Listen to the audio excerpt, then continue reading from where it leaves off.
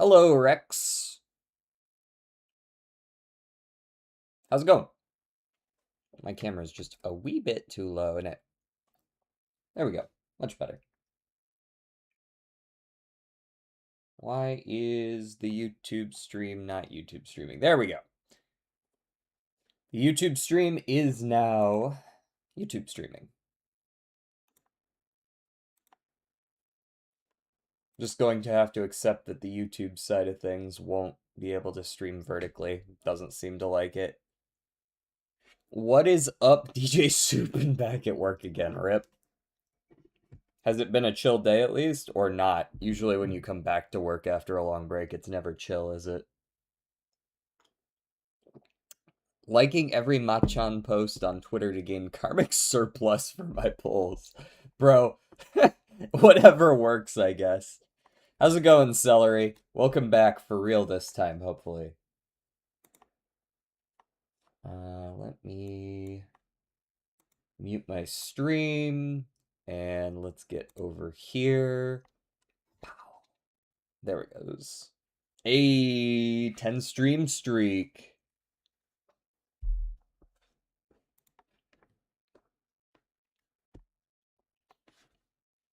Hey DJ, fuck you, nice shirt. Dude, as long as you sneak a compliment in there.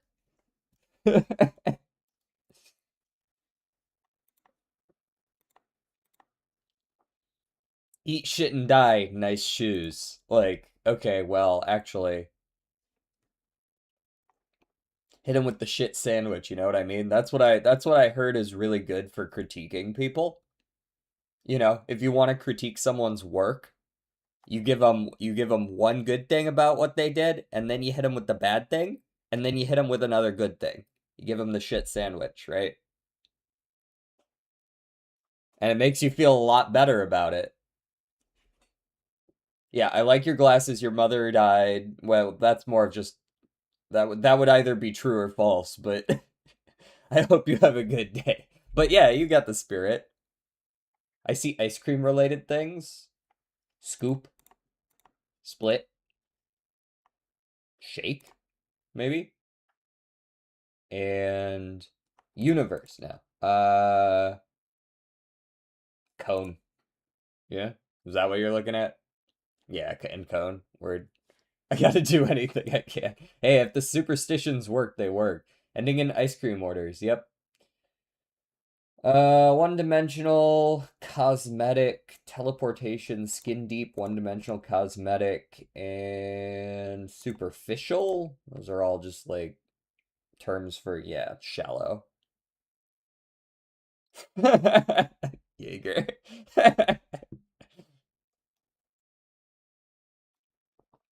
All right. Green Mile and Shawshank Redemption are movies. So's Running Man and so's Long Walk, right?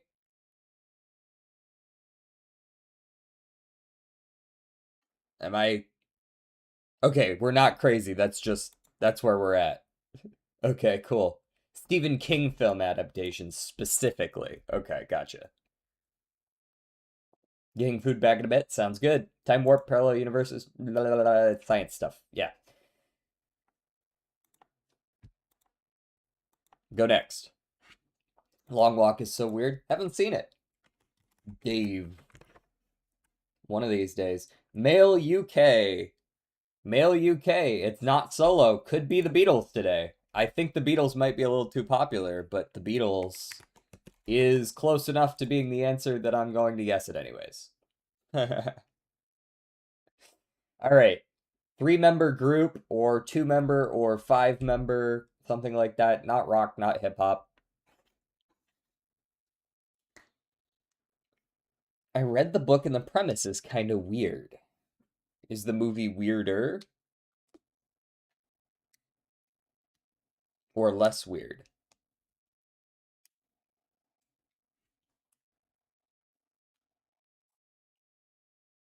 Wings? Wings?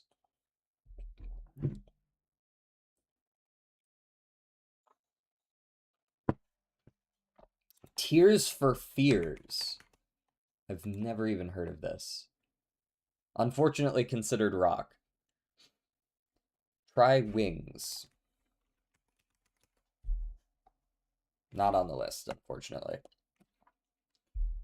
It's some sort of post-apocalyptic America situation where every year they walk to death like 20 kids and the last guy standing gets whatever they want and it's in service of morale. So kind of like the Hunger Games, but like less entertaining.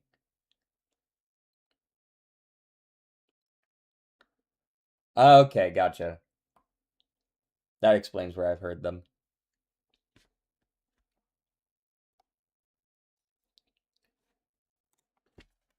So early 80s or late 70s, but it's not going to be the police, I don't think. My chin is bleeding. I don't know why. Have you been just like picking at it a lot? Did you slam your head on something and forget? And that's why you don't realize why it's bleeding because you had short-term memory loss because you slammed your chin on something? Hunger Games, but they walk a really long time. Yeah. Iron Maiden. That's metal, I would assume. Yeah, there you go. Iron Maiden. It's the Iron Maiden.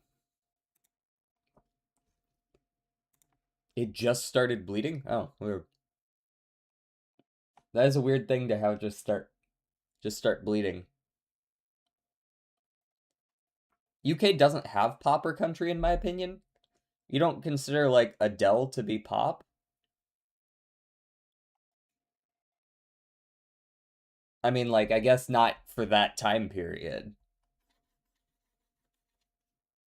Oh, you did. Okay, gotcha.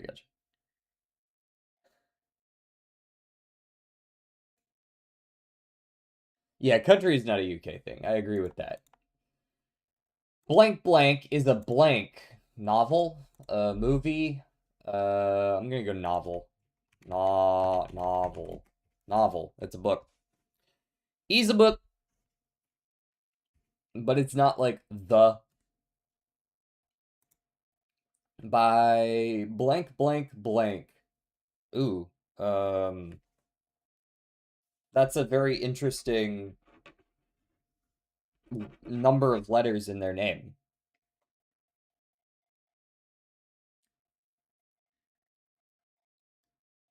Yeah, country is mainly an American thing, and they say America has no culture. You Yanks love your country more than most things, and it's low-key weird. So, there's a lot of interesting things you said in your statement. Um, not everyone likes country here. One, it's much more popular in the South than it is anywhere else. Two, it's funny you say Yanks, because I get that to everyone who's not American, Yank is just a term for American. But in America, Yank is not a term for an American. Yank is specifically like the Northeast. Yeah. And then if you're in the Northeast, Yankee is like a specific part of the Northeast. Like, whoa, I'm not a Yank. That's a Yank.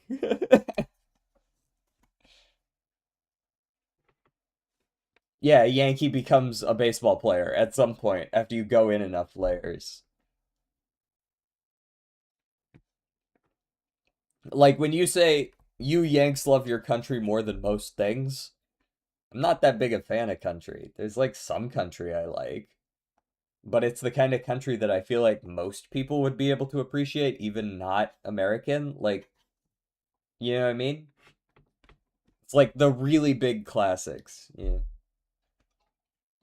Johnny Cash. You know? I mean, I meant you Yanks love America. That's not what you said, but okay. We'll go with that. Like, the pledging allegiance to the flag is creepy. Yeah, so most people think so. I don't really get that either. Yes, this is a novel. Don Quixote. It's probably Don Quixote. Indeed. Yeah.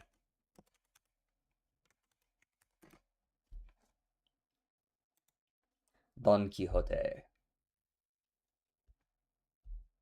I know absolutely nothing about baseball outside of someone throw a ball, someone else try to hit ball. I mean, that sounds a lot like cricket. Yeah, Don Quixote is actually not a bad book. I have read that book. It's also a grocery store chain in Japan. Very popular.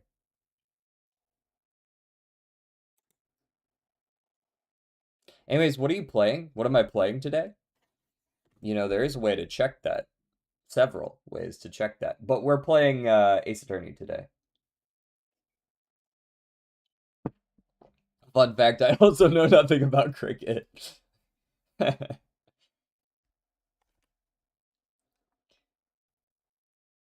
Yeah, I believe you on that one, Jordan. That was definitely a snipeable one.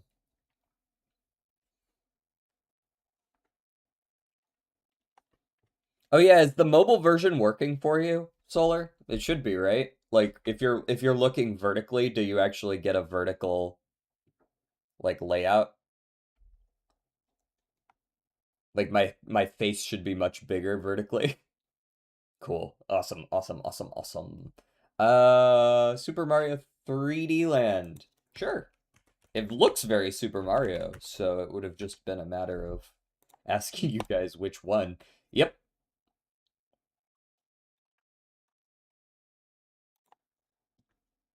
Okay. What are you besides looking a lot like a Monster Hunter? Oh, this has gotta be a Monster Hunter, right? Or it's like I'm imagining a big ass what it could actually be like a Dark Souls as well, although I'm not sure about that one. I'm seeing like that's either like a big tail or something, or it's a big fucking hammer. I Wookiees. Thank you for the Wookiees, Breaky. Bloodborne? Sure.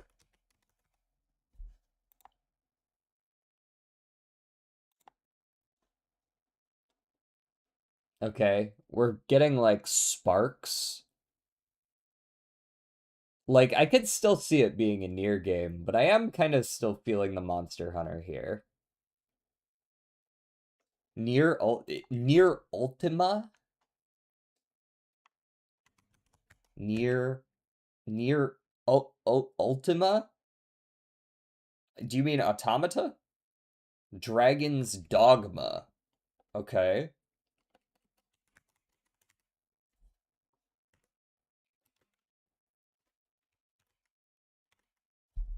There it is. Dogma balls. Nope, not Dragon's Dogma.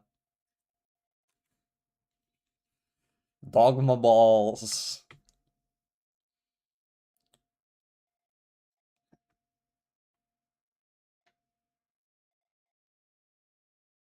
This is such an action shot. Now, this is not cover art. This is artwork.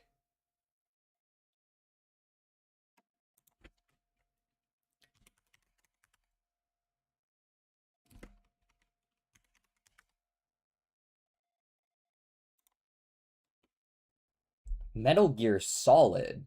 What? Wait, what the fuck? Okay, we're not in Monster Hunter either. Yeah, it's art. Metal Gear Solid Revengeance, the one with Lance Armstrong? Did Lance Armstrong? I like to imagine that Lance Armstrong, after he got, like, he was on the Tour de France, they caught him using steroids, and then rather than stopping, he just, like, dove headfirst into that rabbit hole, ended up getting all the way to nano machines, became a senator.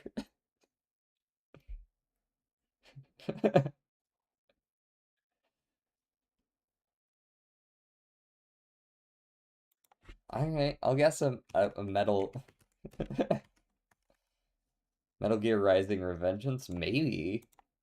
No, no. Yeah. There's like this is like a monster. Look at that. It's got like 80 teeth. Are these like giant crab claws? Yes, looks cold.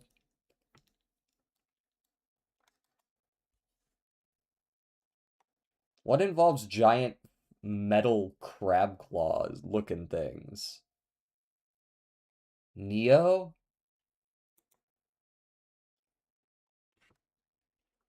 Neo. Neo. Maybe? Nope. Okay, who the fuck is this guy? Is this one of the Metro? You mentioned Metro, but you can see the reflection of the giant creepy crab thing in whatever this guy is hanging out in. Is he hanging out in a cockpit of some kind? This kind of looks like he's in a cockpit and it's been broken into or something, but maybe not, because he does have a gun in his hands.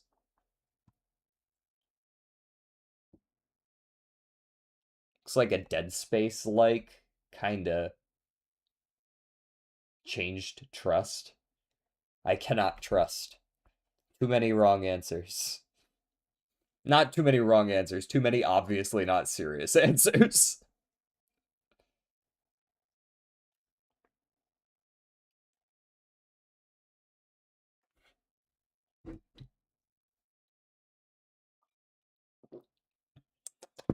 Hmm.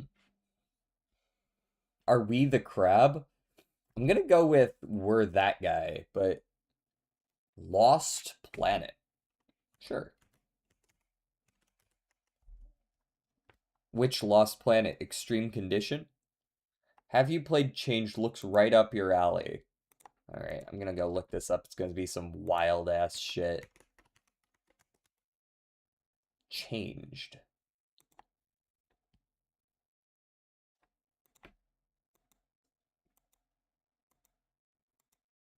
This is a very, very indie game, and there's furries involved, I see. Why would this be up my alley? Sorry. Unless we're just memeing for the fuck of it. Wasting my time going and looking up games for a meme.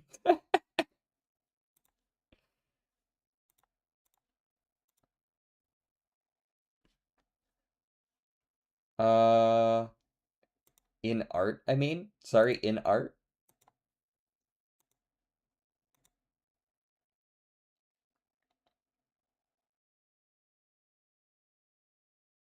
I vaguely remember hearing about Lost Planet. I don't think the games were very good.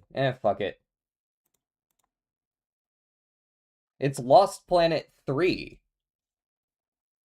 Sorry, I couldn't have known which Lost Planet it was because I've never fucking heard of it. I can see why. Just this screenshot is giving me a good idea. The guy's face is a little fucked up.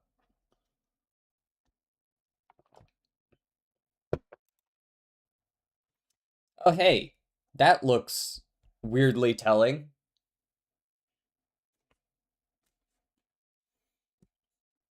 I think I saw a video on it by a YouTuber that dunks on old bad games. That's really a vibe. So, anybody know about red lightning, yellow lightning, orange lightning on a sword? This the Devil May Cry. Uh,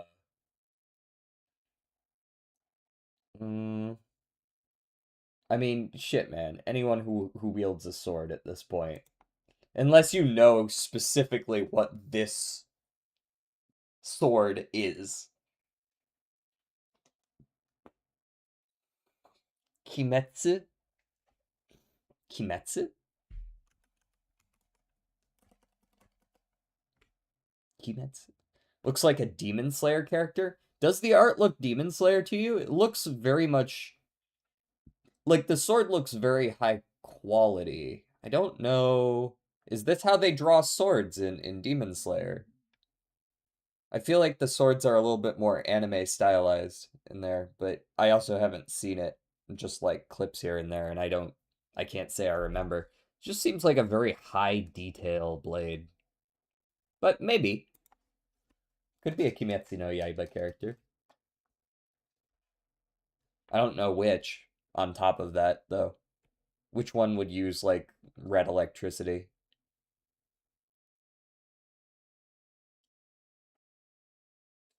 Gary from Gary's Mod? Could be, for sure.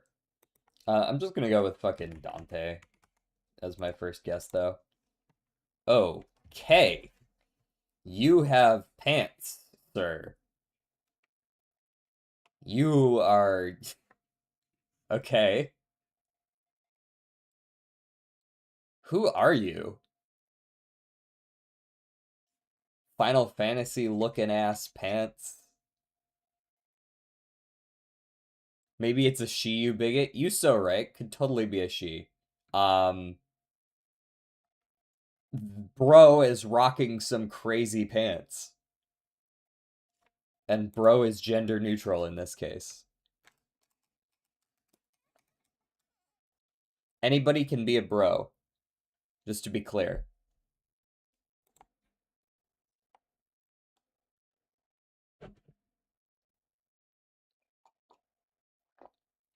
You can't outwoke the wokler.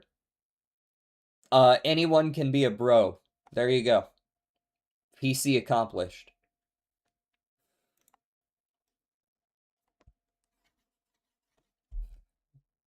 Everyone can be a dude too. I've been saying that for years. Anyone can be a dude. I have no idea who this is.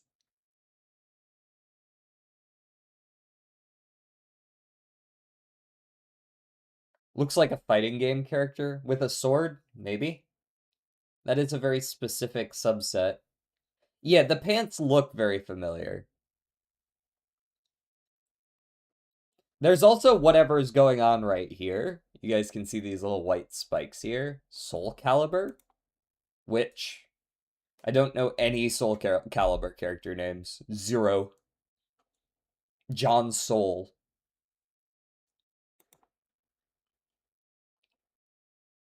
I know they have weapons. Word. Let's go with the... It is a dude. Aha! It is a human male.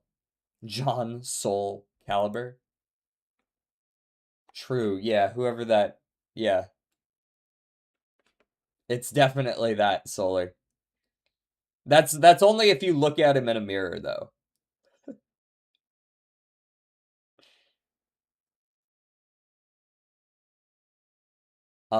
Flame Guy.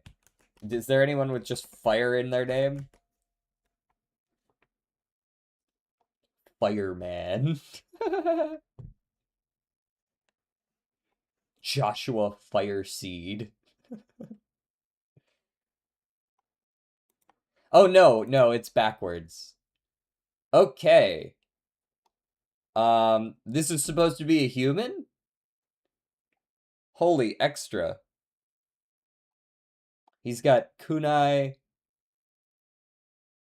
Ninja Guy from Ninja Gaiden. Ninja Guy. It's where all the ninja guys go to meet Ninja Gaiden.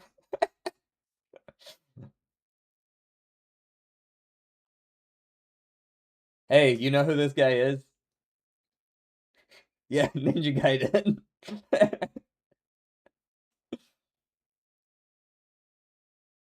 If it's Ninja Gaiden, it's Genshin. Genshin. Evil Ninja Overlord. Aha! It is the evil Ninja Overlord from the Gaiden.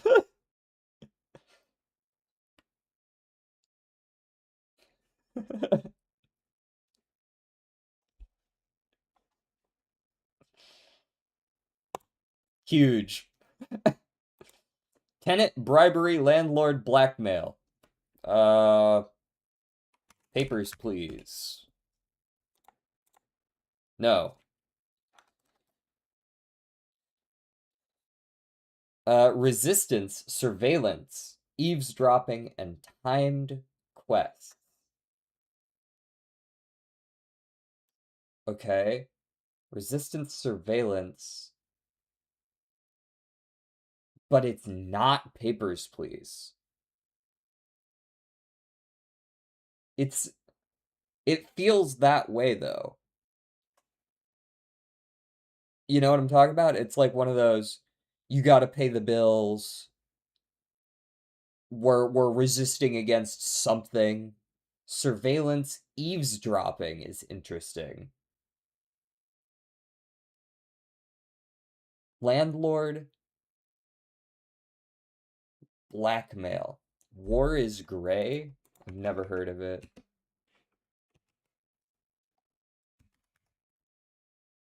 I don't see it on here. Yeah, I don't see it on here. A landlord.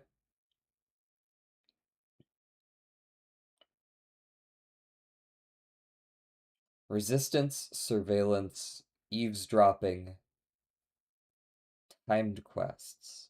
Resistance and surveillance. Eavesdropping, timed quests.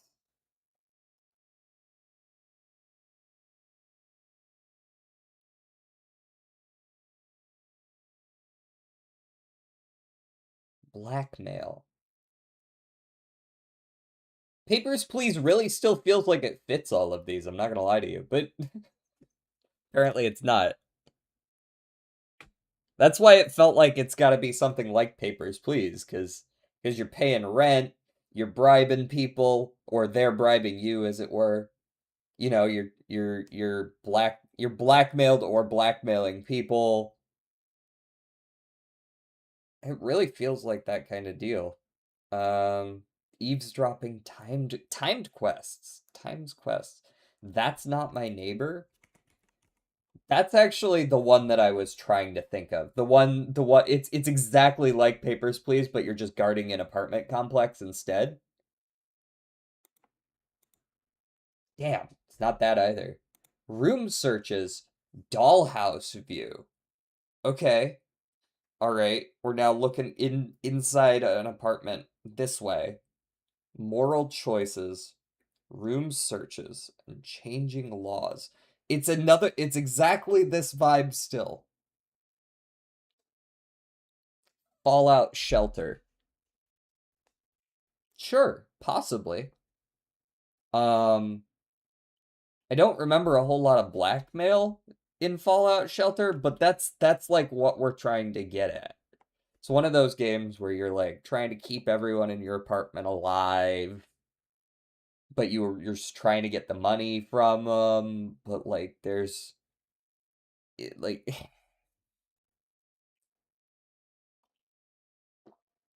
true, yes, this is the original Arknights, but only the dorm system. It's that one sniper game you play against your friends. Ludwig played it with the guy with the ugly mutton chops. Oh, you talking about the one where you're like trying to blend in? There's a couple of those. Um, I know the one you're talking about, but I don't remember the name of it. There's one like it called Just Act Natural. So maybe you could start there and work your way forward.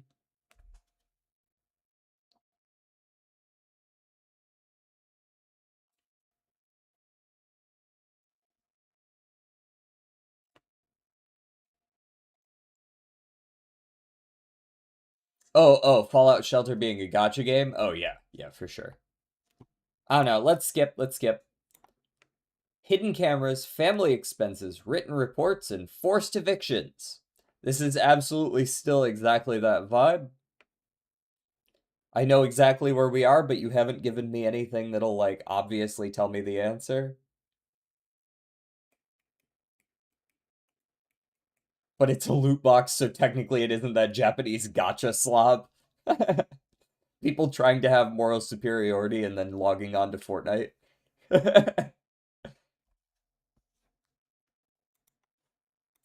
Hold on, let me start with Just Act Natural and see if I can get to the name of that game you were looking for. Just Act Natural. Okay. Is there a like this?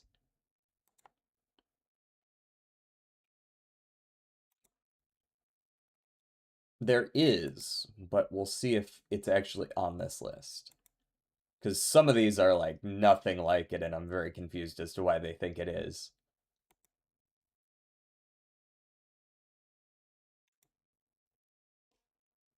Secret Neighbor. Nah, I don't see it there. Damn, that's unfortunate. I tried.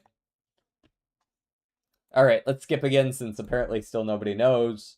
Multiple endings, state directives, tenant profiling, and Orwellian dystopia. Yeah, yeah. We're exactly there. This is 100% exactly the game. Beholder? Sure. Yep, Beholder. I haven't heard of it personally, but I can tell exactly what kind of game this is. Like, I even play it, rip. You just have it. Let's go with like I don't know, mid 20 teens game. Fucking Horizon Zero Dawn.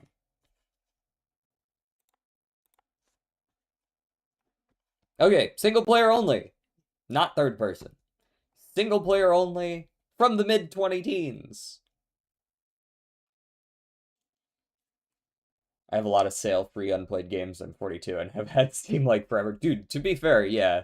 I've also had Steam for a very, very long time. Not probably not quite as long, but like I've had it since I've been here 16 years. I've had Steam. A guy I know will look you in the eye and tell you that CS:GO boxes aren't even comparable to gacha games. That's crazy work. That's but his argument is probably but you can sell it. There's a marketplace. Like you ever make money doing that? I make 3% return on market manipulation.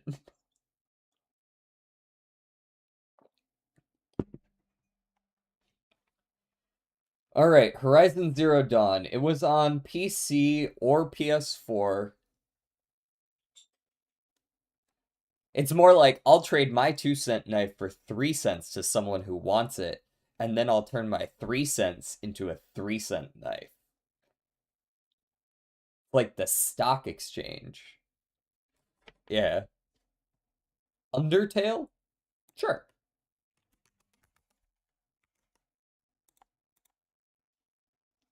Yeah, you got the year right. It's not isometric. That man is on copium life support from spending 10K on $2 of loot. Yeah. No, no, no. It has to be true. All right, we don't really know anything about the themes. Like, these two share drama, but that doesn't mean it isn't just like action fantasy instead. So then, first person is all that's left. Well, auditory, side view, text, virtual reality, all available too. Although I don't imagine it's audio or virtual reality. I could see it being like a visual novel or something, though. I could see it being, Danganronpa 2 or something like that. Was there a 2015 VR game? Probably. VR was coming around right around then, right? Maybe Super Hot? Yeah. Stanley Parable? Sure, we can try a Stanley Parable. Because there's absolutely a market for gotcha accounts. Yeah, yeah, for sure. Okay, this PC only. We're actually pretty close with Stanley Parable. It is a comedy game that we're looking at. It's indie adventure, and it is only on PC. Single player game.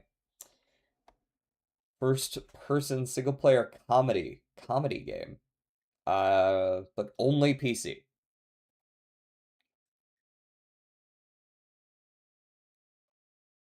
It was in Source Engine as well.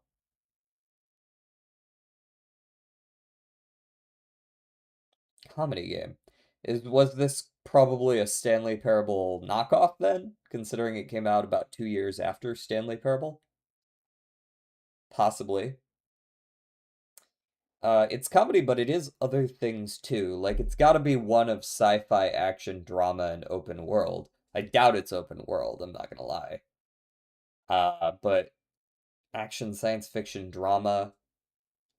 Yeah, drama probably makes the most sense. I don't think it's going to be like a couple of games spring to mind, but I'm pretty sure they were PlayStation games as well.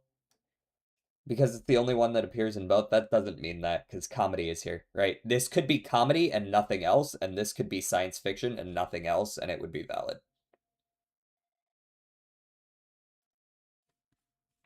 Right, we actually know nothing about whether any of these three are true because comedy is here.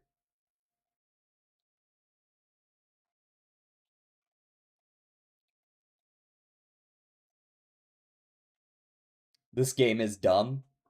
Is that actually is are you actually like is that your game? Guess this game. No. That's not a guess. That would totally be the name of a game though.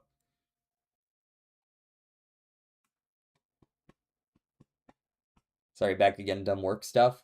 Well, we're pretty far in right now. 2015 comedy indie adventure game.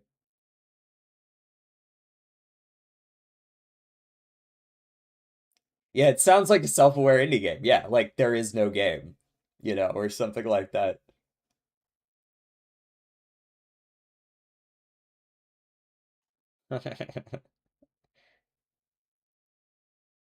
Is that the sequel? This game is dumb as the first one, and then you just change out dumb for dumb in a different language for each consecutive game. Feeling Portal, but I know that's not right. Indeed, it would be puzzle genre, I would imagine. Because, like, everything else here kind of makes sense. Portal might be a little too old, but what are the genres? We're looking at adventure indie, and that's it. Adventure indie.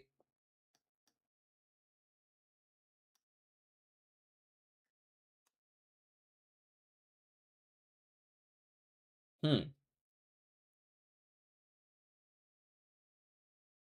It's comedy, but it's also other things. We should guess something that is like just one of these, maybe. But that's kind of hard to do, I'm not gonna lie.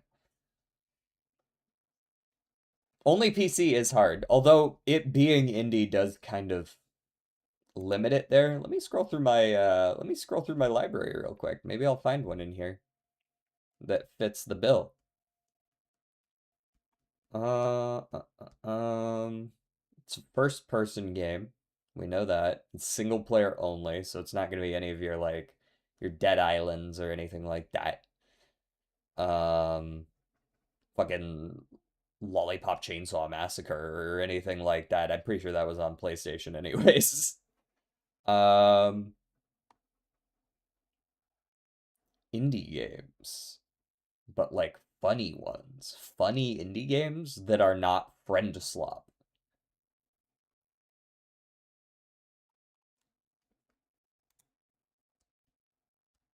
If you've heard of this, I'll say I have to send you a crumble cookie. Okay, bet.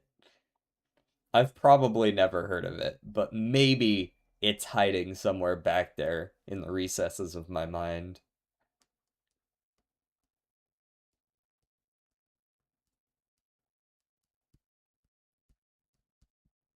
We know it's not gonna be. Well, I guess there's no world. West of Loathing is side scroller, but that's kind of where I'm at right now, is kind of like a West of Loathing style game.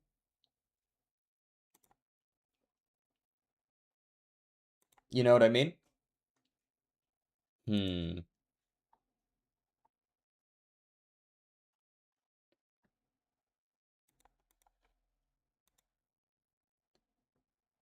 Yeah, first person really throws a wrench.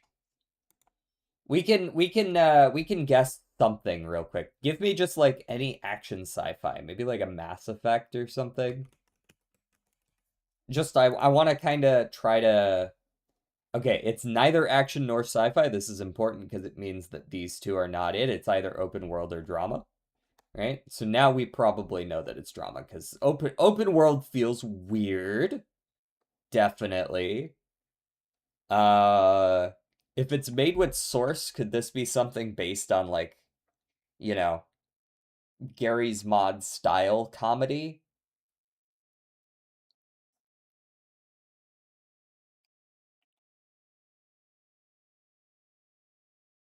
Could be.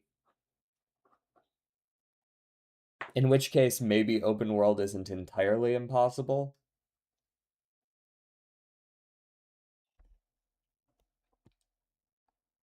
Let's go ahead and get... Is there a game that's just open world and nothing else? I don't think so. Uh, I just want to see if it's an open world game.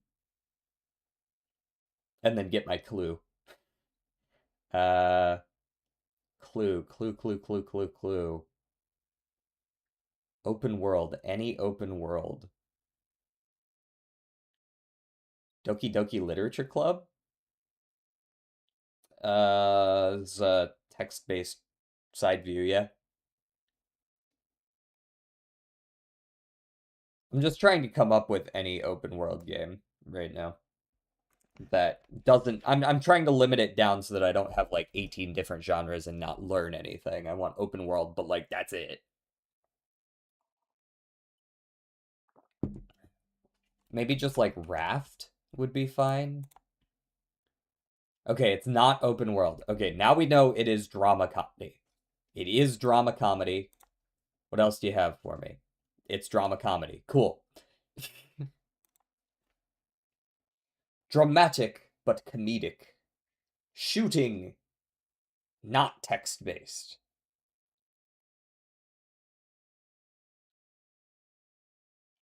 So, Goat Simulator? Yeah, third person, unfortunately. Uh, but that's where we're at. You guys remember that sci-fi type game where like the gun is talking to you? All the guns talk to you? That's another vibe that I'm getting.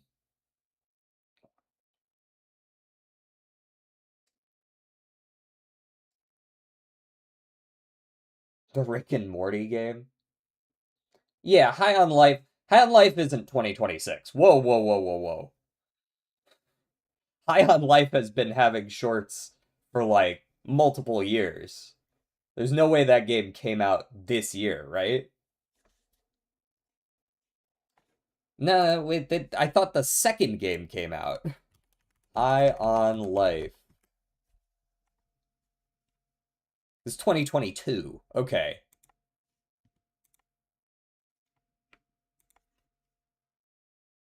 Yeah, High on Life 2 came out last year, right?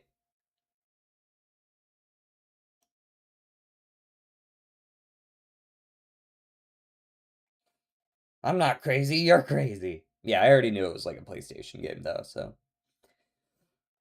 I was just trying to put my head in the right space. Something else where your fucking guns talk to you or something? Something where I shoot the person, I shoot to the person. Tactical Breach Wizards, not first person. Um,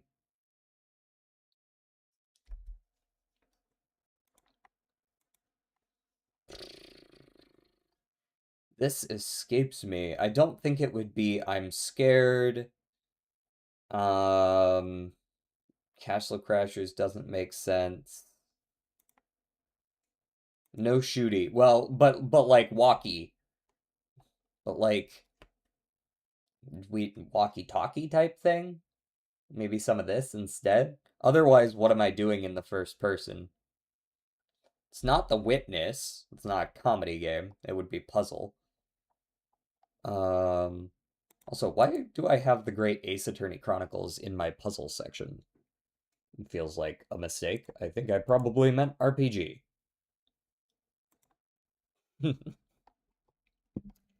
That doesn't feel right. Firewatch? Is that comedy? Negative. It's around that time period, but alas.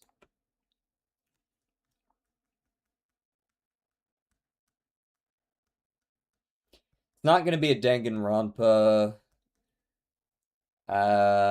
We're starting to get into my like text-based games that are probably not it. It's not gonna be any of the... I don't think it would be a Neptunia game. Pretty much any of the RP... There are JRPGs that have, like, spin-offs that are action and comedy-based, but usually those are third person.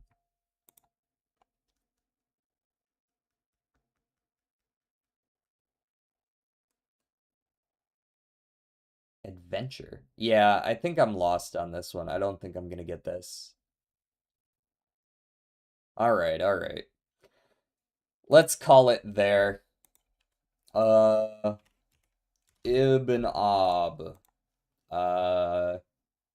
Really? That's an action game? Okie dokie, if you say so. That's an action game for you, eh? Talos Principle.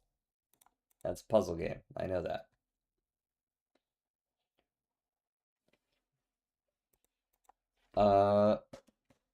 And fucking Bully. Mr. Fancy Pants Adventure? Sure. Nope. Doesn't even make the... Mr.? No. Mr. Mosquito, though. Hmm? Wait. This was the answer a week or two ago, wasn't it?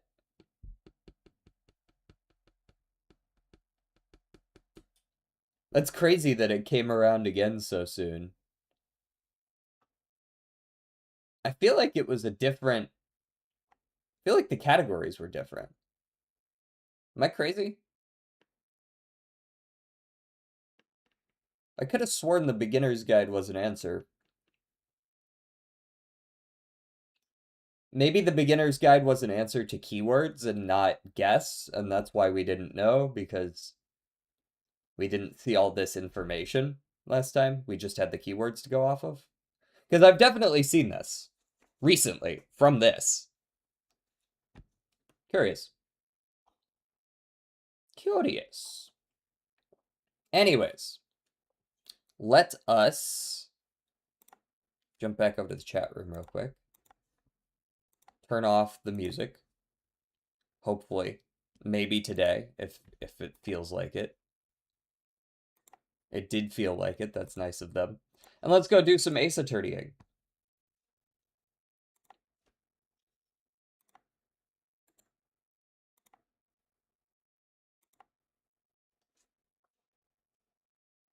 Zoop.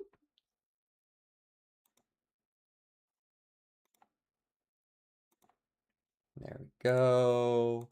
And then we get the Ace Attorney Chronicles audio. Very nice. I'm gonna be looking at the vertical to make sure that the text actually makes it into the shot, at least most of it, right? Because I am reading this out, so it's not the end of the world if a little bit of it's cut off, but it's better than the alternative of it just being nice and squished in on vertical. DJ, why are you playing Isaac on Friday? Are you perhaps a Christian extremist? What?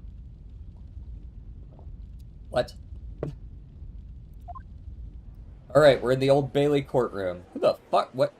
Jury of our peers? What's going on here? So this is the highest court in Great Britain, the Old Bailey. The centuries of history in this place is palpable, isn't it? It's so different to the Supreme Court in Japan. We are in a little tiny room? Yeah, for sure. It feels both imposing and serene at the same time. The atmosphere almost makes words redundant. And we don't even need to talk about it. Then why are we talking about it? Whatever the country, determining a person's guilt or innocence is always a solemn affair. May I say something, Mr. Naruhodo? Oh, yes, what? Oh, he's nervous again. Your eyes look ready to pop out of your head again. I know, but I just can't help it. Your Honor, shut your bitch ass up. You wasn't even there. Damn, got him. I'm sure if you said that to this guy, he would be like, oh yeah, valid.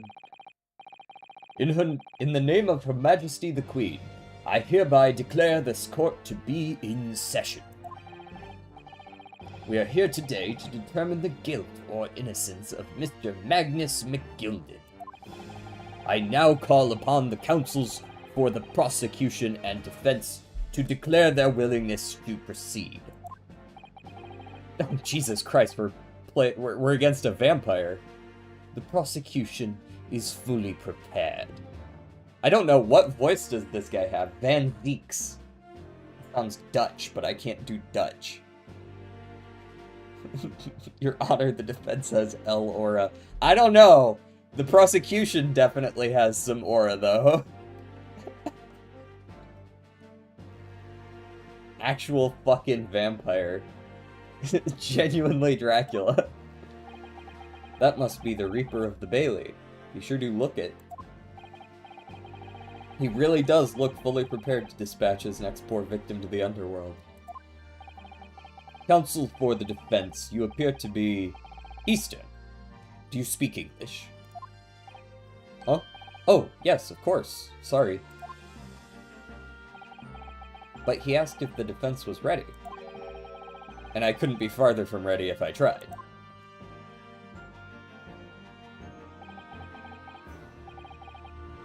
Where's my man Simon to whip this man down? Did this guy just say Nipponese? Nah, brother. You can't say that. Wait, we gotta come up with a voice for this guy that's different from all of the other voices. Should I just pretend like he is Dracula? Those eyes please me. Nipponese. He's just gonna be Dracula, straight up.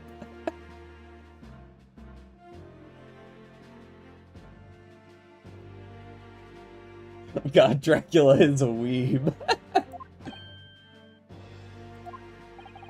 They shroud your fear, your doubt, your trepidation. They run wild, clinging to some phantom notion of courage. The quintessential look of a sacrificial lamb. Cold shiver just ran down my spine all the way to the tips of my toes. Now, Mr. McGilded? Yes, my lord. God, this is gonna be hell, man. There's so many different accents. Okay, we'll try our best. You stand accused of murder. A capital offense. Capital offense. Oh yeah, capital offense. You could be sent to the gallows if found guilty. Are you quite sure you wish to entrust your defense to this foreigner? Pretty sure that's racist, but alright. Bet. As I've always said, my lord, 'tis a grand thing to give opportunities to the young. Even if the fella is a student from some little island off in the Far East. Is it not the British way to ignore the dangers of yourself and give those less fortunate a fair chance? Good practice for D&D. Please don't make me DM all these characters at once. I like to think that the acts of chivalry do the great British Empire proud. Listen to Mr. McGilded. What a fine gentleman, oh god. Oh, I can't read all. No, if you're just gonna keep skipping without me reading it, I'm not even gonna bother. It seems as though everyone in the public gallery is firmly behind Mr. McGilded. That's definitely welcome news, and he certainly has a way with words. I'm surprised he couldn't convince anyone to defend him. Well, he probably told them what happened, and they were like, yeah, you are on your own, brother. Well, it's more, I imagine it's got more to do with the fact that the prosecution is Murders McGee. A Phoenix Wright style D&D game would actually be kinda lit. You'd have to get a bunch of lawyers in a room, you know what I mean? Or people who want to do like mock trial. Or did it in high school? Oh, excuse me. Because, like, convincing people to actually play a courtroom drama is a different... You know, you gotta find the right people for a courtroom drama.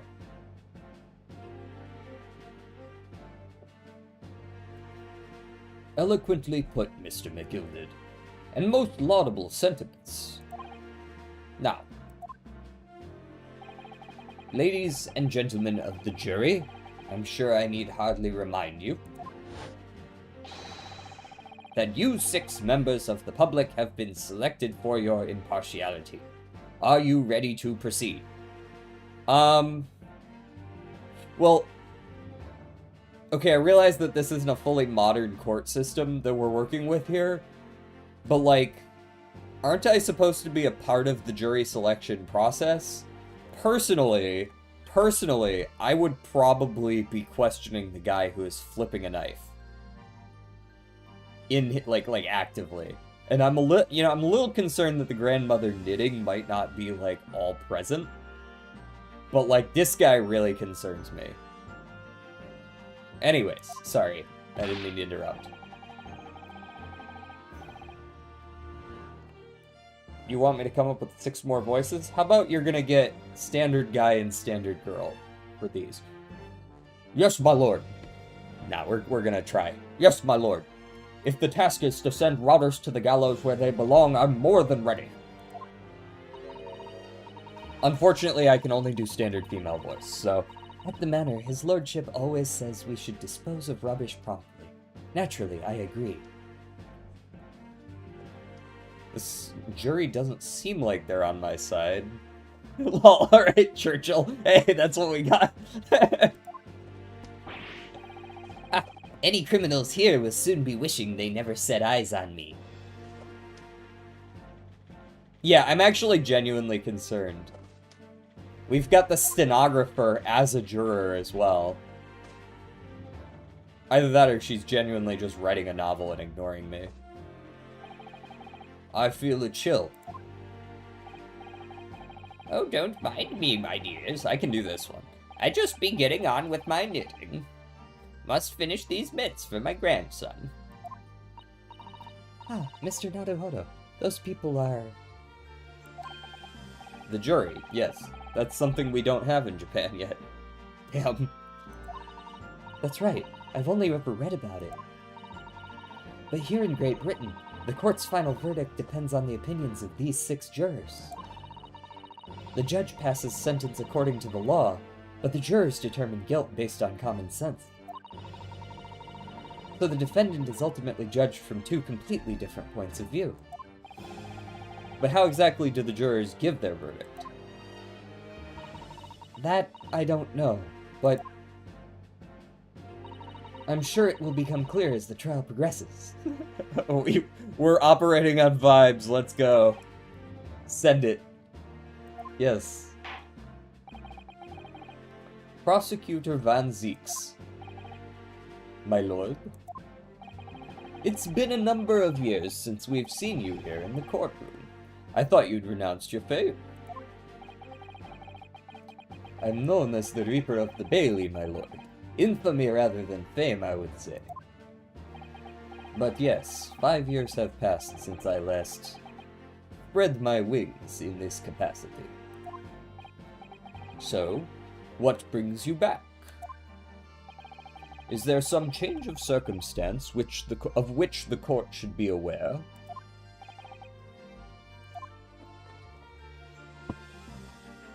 Vibe. I leave that to your imagination, my lord. So the Reaper has been out of action for 5 years.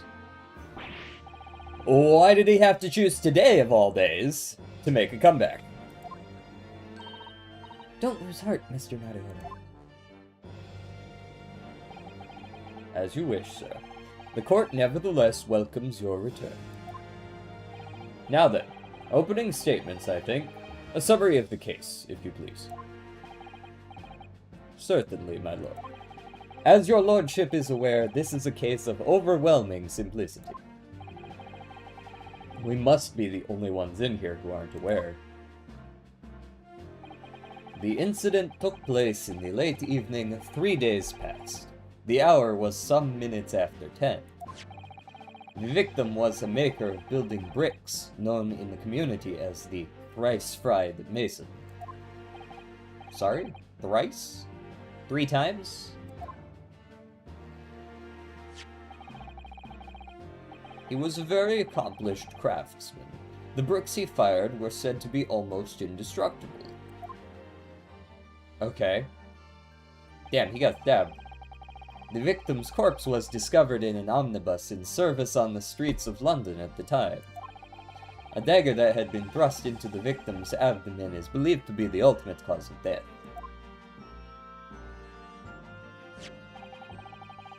Here is the autopsy report from the investigating medical officer at Scotland Yard. Thank you, Counsel. I shall accept that and the photograph as evidence. The autopsy report and the photograph. And one further item of evidence. The prosecution wishes to submit these as well. And these are? Good lord! Is that blood, Counsel? Well, yeah, it was a murder. Yes, my lord. Seized by a policeman who arrived at the scene. These gore-soaked gloves were taken from the hands of the accused when he was arrested. What? Mr. McGilden's gloves had blood on them? Literal blood on his hands? Yes, I will accept these as evidence as well. Defendant's leather gloves have been entered into the court record. How did I get into this? I'm backed into a corner before I've even started. Continuing. For how much more you got?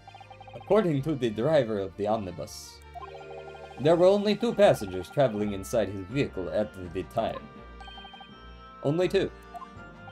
Obviously, one of those passengers was the deceased brickmaker Mr. Mason. Of course it was. The other.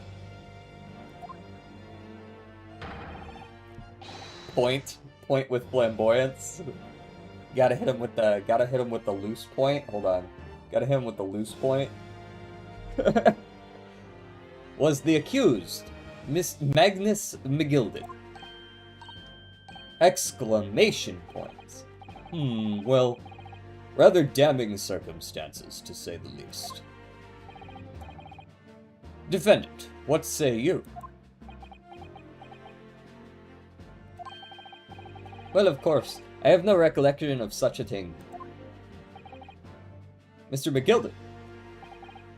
To be sure, I rode the omnibus that evening.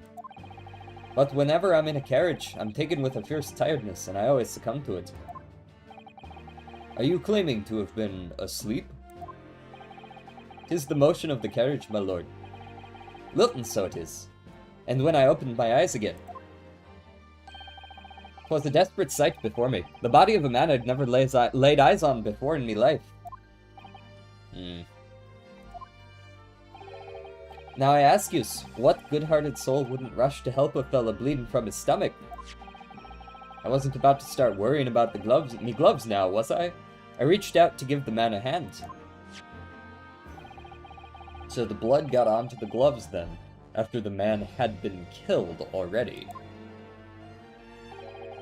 Unfortunately, that statement of the driver's is only the beginning. What? That's not all of it? There were multiple witnesses to the precise moment at which the brickmaker was fatally stabbed. More exclamation marks. Order! Order! When the killing took place, only the victim and the accused were inside the carriage, and there were witnesses to the crime. This is not just a case of compelling evidence. It's the nail in the coffin for the accused. Dude, you don't need to swing your gavel constantly, brother. This guy's just very gavel happy. Nobody was saying anything at the time. He just wanted to hit the fucking... Thank you, counsel. The circumstances of the crime had been made quite clear. I think we will hear testimony from these witnesses first of all. Your wish is my command. Bailiff, bring the witnesses at once. That guy is very cold. What? Hold on. Isn't that the mate? Wait.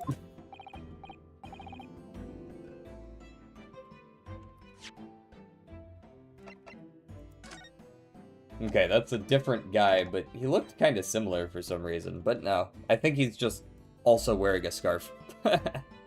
And a similar, like, like a outer layer. My name is, well, everyone calls me Beppo.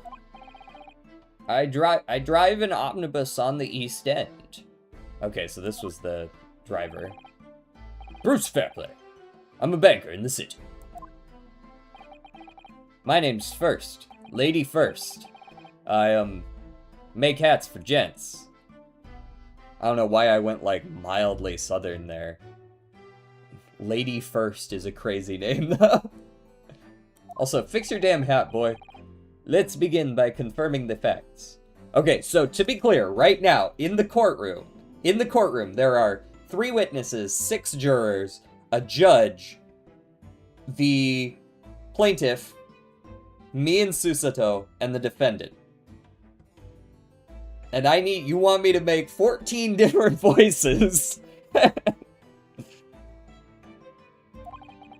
3 days ago, at a short time after 10 o'clock in the evening, all of you present in the stand were in an omnibus and witness to the aforementioned incident. Is that correct? Yes, sir. Quite right. Yes, sir, that's right, sir. Very well, then. Let's proceed to your formal testimonies, please. Each of you will tell the court precisely what you saw. This game is easier with friends in multiple ways, yeah, for sure. It's a lot more fun on stream. The peanut gallery is free to speak up here. What the witnesses saw. It was the last bus of the evening, so I had few customers. I remember it well. The victim and the man accused of killing him were sat next to each other inside the bus. Then, out of the blue, the accused just reached over and plunged a knife right into his guts. That's right. He stabbed him. I screamed, I did. Couldn't help it. How did you guys see it? As soon as I heard the scream, I stopped my bus. And then I saw it too. JD, is it true you starred in Scarface 1983? Yeah, I was one of the guys that got shot. There were a few. I know it doesn't narrow it down a whole lot, but...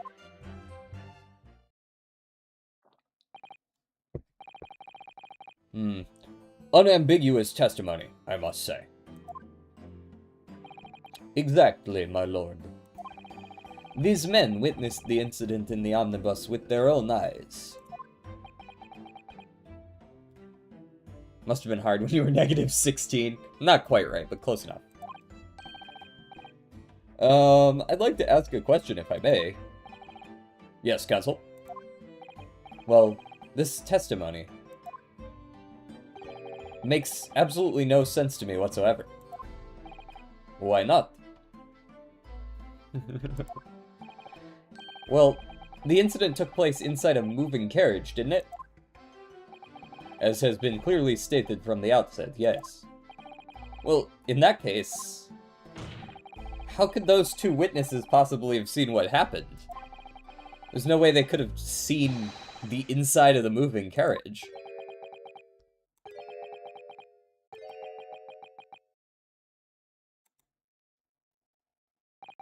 How quaint. I had read that civilization in the Eastern Island nations was a good century behind our own. But you're here in London yourself. Are you really so ignorant about our omnibuses? Huh? Tell me, my Nipponese friend, have you ever traveled in an omnibus? Well, no. Well, we only arrived in London this morning. No matter. I've arranged for us all to see for ourselves the actual scene of the crime, that is. What? What do you mean? The actual scene? How? A carriage is designed to be moved, after all. Presumably you would understand that much. Yes? The omnibus in which this bloody crime took place is here today, in this very building. Here? What? The entire carriage. Bailiff. Bring forth this stricken omnibus.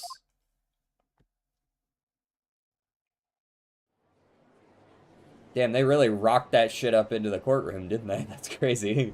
You couldn't have just taken pictures outside? Alright. So that's an omnibus. The omnibus.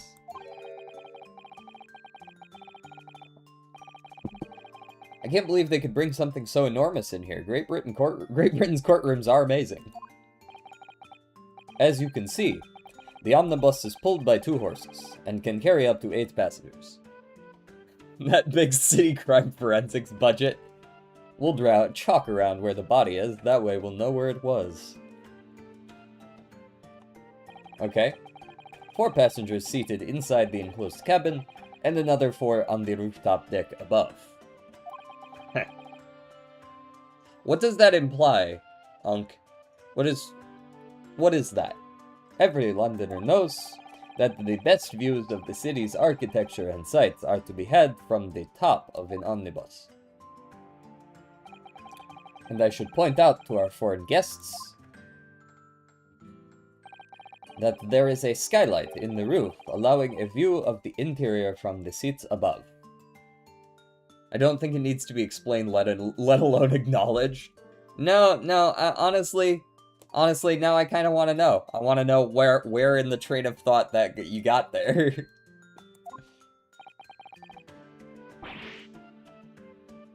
A skylight. Oh! The penny drops at last, I see. Yes, that is helpful, considering I had never seen one.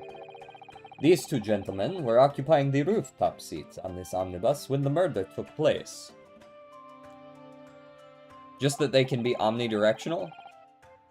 Well, I suppose now they're facing over here.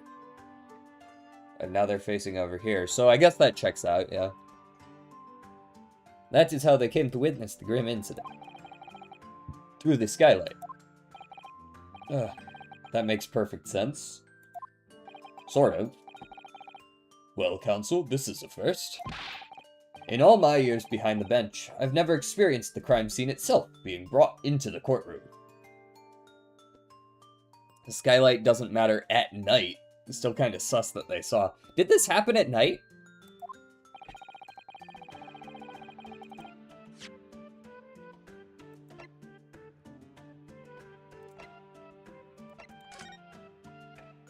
Yeah, I guess it was 10 to 11 p.m.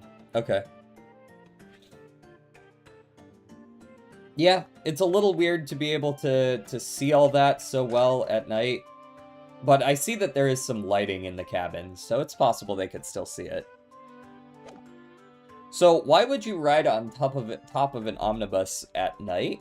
Like, are the seats cheaper? Why would you not ride inside? Because, like, he was talking about how you want to see the sights when you're sitting up there. But, like, what the fuck you gonna see in the middle of the night? There are a number of important clues remaining inside the carriage, my lord. I would like to submit the omnibus itself as evidence. That is the prosecution's wish. Might be cheaper. Yeah, that's kind of what I was figuring. Very well. I see no reason why not. This omnibus is hereby formally accepted as evidence. The omnibus has been entered into the court record. I can't believe it. The entire crime scene entered as evidence? Yes, Great Britain is simply extraordinary. I could help myself a lot by giving that omnibus a thorough examination, seeing as it's here. I mean, yeah. Let me go get on that.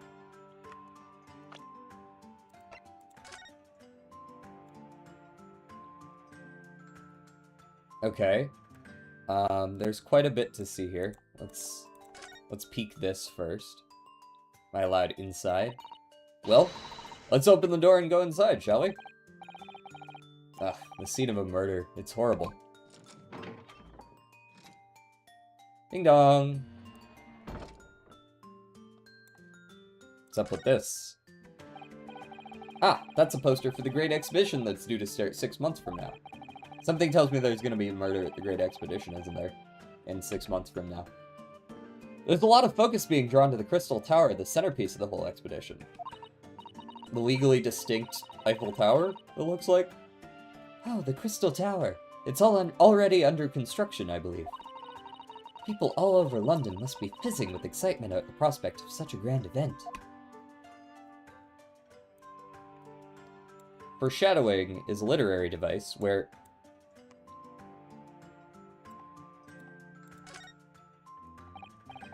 Ah, that's a poster for the Great... Oh, come on, it's the same fucking... Ah, blah, blah, blah, blah, whatever.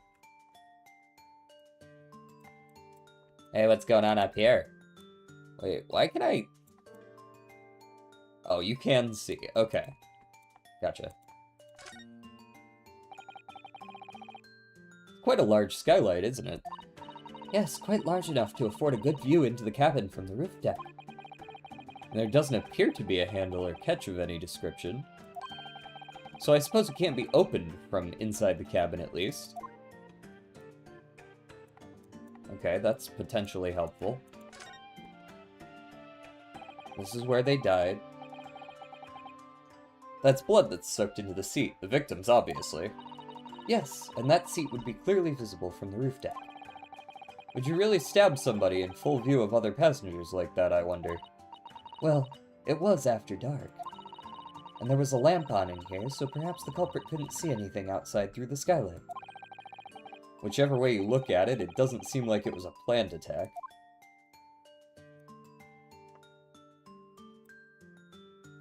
Okay, anything... Oh, there's... this. This seat has a handle, it seems. Yeah. What's going on in here? This looks like all sorts of equipment that might be needed to keep the omnibus running. Feeding tubs, tools to repair wheels, blankets, horseshoeing tools. So it's a storage compartment for the coachman to keep his things, it seems. Or a weapon. Or a person. There doesn't seem to be any space for passengers to stow their luggage, that's for sure. Well, I don't imagine it would be very convenient for that purpose anyway. So they were seated next to each other, so it was perfectly possible to get into here. If you needed to, for some reason. Okay.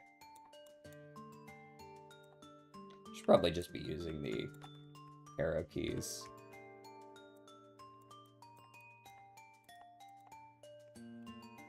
Job masters. There's like ads on it? Damn. So this is the roof deck of the omnibus. Oh, you must have a wonderful view of London's streets from up here. So people sit all the way up here on bitter winter nights with the cold air rushing past them? And they have to pay money to do so. Oh, I can't imagine how cold it must feel. That just made me think of something horrible. Can you imagine being dragged around the city in the freezing cold as a punishment? Perhaps that is the real price you pay to stay out late. Yeah. Certainly one way to put it, I guess. Also, the coachman stopped. And then he apparently stopped and turned around and saw it. The coachman can't see the murder scene from where he's sitting. He would have to get, like, off and come down here. There's no way the coachman saw it.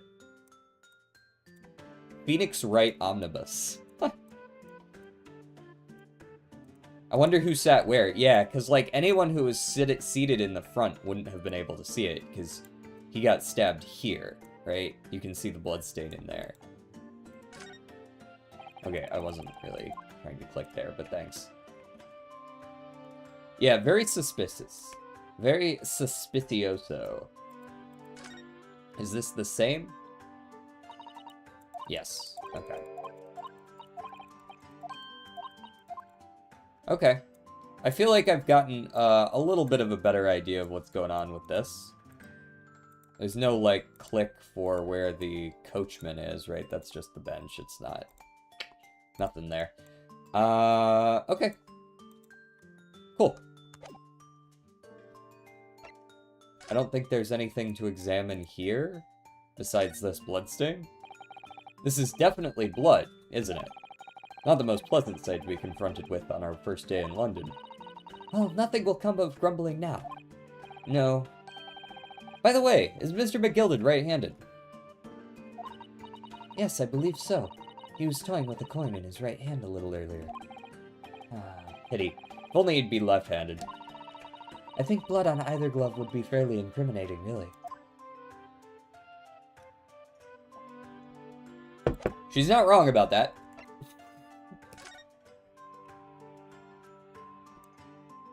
He's missing a button. That's something to consider later. There's a missing button on his coat. Okay. Duly noted.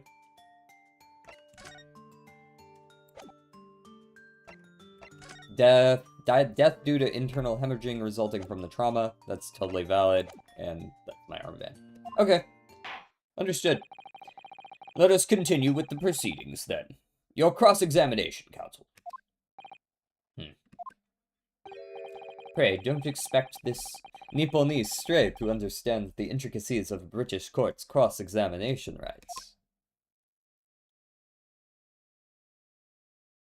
Deep breaths. Deep breaths. Slaps face. Focus, Yunosuke. Focus. Focusing. Focusing. Focusing. What the witnesses saw. It was the last bus of the evening, so I had few customers. I remember it well. Hold it! I'm gonna just press him on everything. Yes, I think it was sometime after 10, wasn't it? Oh, yes, sir. That's right, sir, yes. Even so cold it was, sir. Freezing, in fact. And you can look around like this. You can see if someone is, like, intentionally trying to avoid your gaze or something.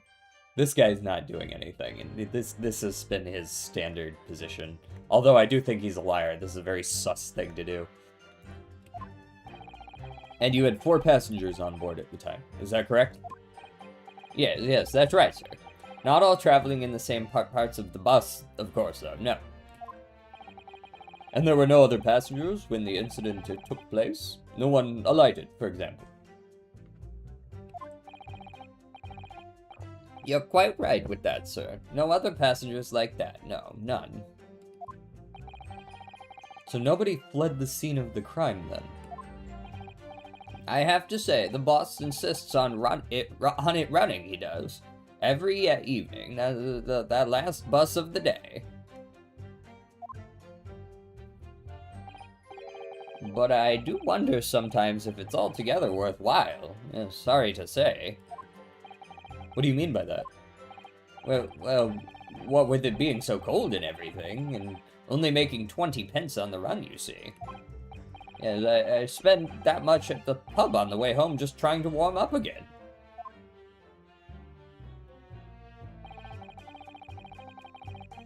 The victim and the man accused of killing him were sat next to each other inside the bus.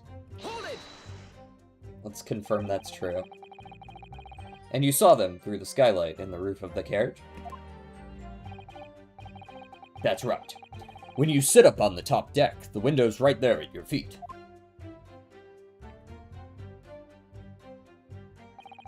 There was a lamp on the inside, so I had a pretty good view. The 2 of them were wearing hats, and I couldn't exactly make out their faces. There's not a shred of doubt in my mind that it was Mr. McGilded. Okay, first thing I notice looking at this, that motherfucker on the left is not wearing gloves. Okay, so keep that in mind. How can you be so sure? Well, how can I put it politely? McGilded is a gentleman of rather small stature. I couldn't have mistaken him for anyone else. Let's not forget that when the vehicle came to a halt, the only people inside the enclosed cabin were the deceased Mr. Mason and Mr. McGilded. There is no room for doubt here. I really wish there was. Then, out of the blue, the accused just reached over and plunged a knife right into his guts. Hold it! You actually saw the exact moment it happened? Didn't I already testify to that? Or are fair dinkum, hard-working city bankers not considered trustworthy these days? Oh, no, I didn't mean that. This is no good. I've really got his back up. Perhaps you could just tell us what you saw in a little more detail, if that's... My lord. Juror number 3? What's the meaning of this? My mind is made up, my lord. Completely and utterly made up. Made up about what? I don't like the stinking rich. Never have. They're always up to something or other that they shouldn't be, every one of them. I gotta say, you look pretty rich, sir. And also, this would be a mistrial in any court. Hey, he kept his streaks? Okay. Nice, Unc. That's a horrible way to put it. Just like a genuinely awful way to put it, but thank you. I love bringing a knife to court, that's what I'm saying. Hey. No burning incense in the courtroom.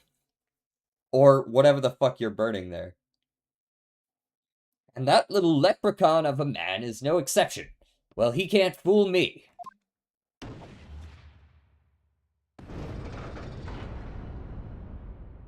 Damn, y'all got some sick, absolutely sick courtroom stuff going on here. What was that? Hold on. Can we rewind for a second? What was that? There's no point wasting time listening to any more of this. That's my opinion on the matter anyway. Hold it. That's precisely what I was about to say. As the foreman of the jury, it's my duty to set a good example to my fellow jurors.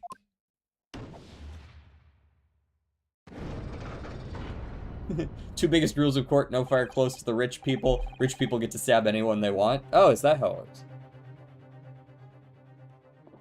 My bad. You can tell I'm not familiar with British law in the 1890s. Let me see. Ah yes, it seems that's how the members of the jury give their verdicts. With fire? Apparently, yes. White for innocent, black for guilty. As the 6 members of the jury make up their minds about the case, one by one they each cast a ball of fire into the great scales of justice, as we saw a moment ago. So if those enormous scales fall completely to the black side, does that mean... Let's do our very best to make sure that doesn't happen. Ugh. Now I'm even more worried than I was before. Very well. The court acknowledges the change in the jury's stance. Counsel for the defense, please continue with your cross-examination. I shall now cast my vote, Fireball. But sir, you're in an enclosed space. I said I cast Fireball. That's right, he stabbed him. I screamed, I did. Couldn't help it. Hold it! You seem very pressable. He stabbed him, you say. And you were sitting up on the roof deck, were you? Yes, that's right, sir. I was up on the roof seats. I remember seeing the little gent sitting next to the fellow that was stabbed. I'd been thinking about a new hat design, you see, so I was just gazing absent-mindedly around. But then I happened to look down through the skylight. It was sticking right out from his belly, that huge great knife.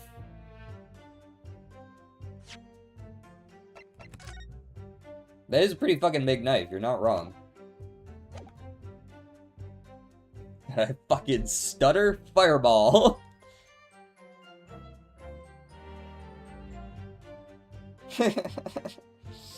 Oh my god. That's a great idea. What if we made hats for people who got stabbed in the stomach? Where's the knife now? Excellent question. A grim sight indeed. Ah, that didn't help me at all. The jury look like they're even more convinced my client did it than they were before. That appears to have made everyone even more dubious that Mr. McGilded is telling the truth. If only we had some evidence to counter their suspicions. Mr. First. Oh, yes, sir. Is this the knife you saw? Oh, good grief, yes, that's it. That's the very one, sir. Is that? Yes, Counsel. This is the blade that was driven into the victim's belly like a stake through the heart. In that guy's hands. By the way, Mr. McGilded is the best name ever.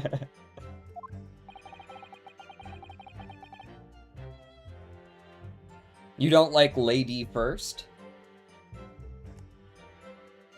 That blade is of considerable size, Counsel. It is, and furthermore, the scabbard is emblazoned prominently with a certain initial. The letter M, Which seems oddly familiar. please no. M for Magnus, perhaps? Or McGilded, possibly. Take your pick. It seems this particular big name in London made a magnificent mistake. Objection! But there's M's everywhere. Like, yes. Like in Mason. Objection! Why would you put your initials on your murder weapon, dumbass? Forehead. This blade is far too extravagant for a poor brickmaker to have owned. No, this weapon of murder is almost certainly belongs to the accused.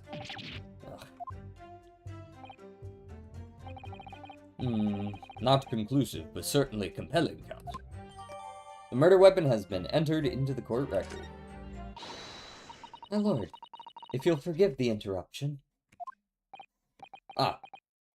Juror number 2, go on. Mr. McGilded is a pillar of society and a gentleman, and a gentleman's word should be sacrosanct. However, those of us in service know we must accept hard truths. Wait, what are you about to... Dispose of the rubbish.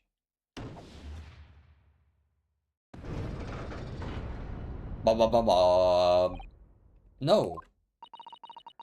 I don't wish to cause offense, but I do like to eradicate all traces of filth and grime. Okay, that's a little weird.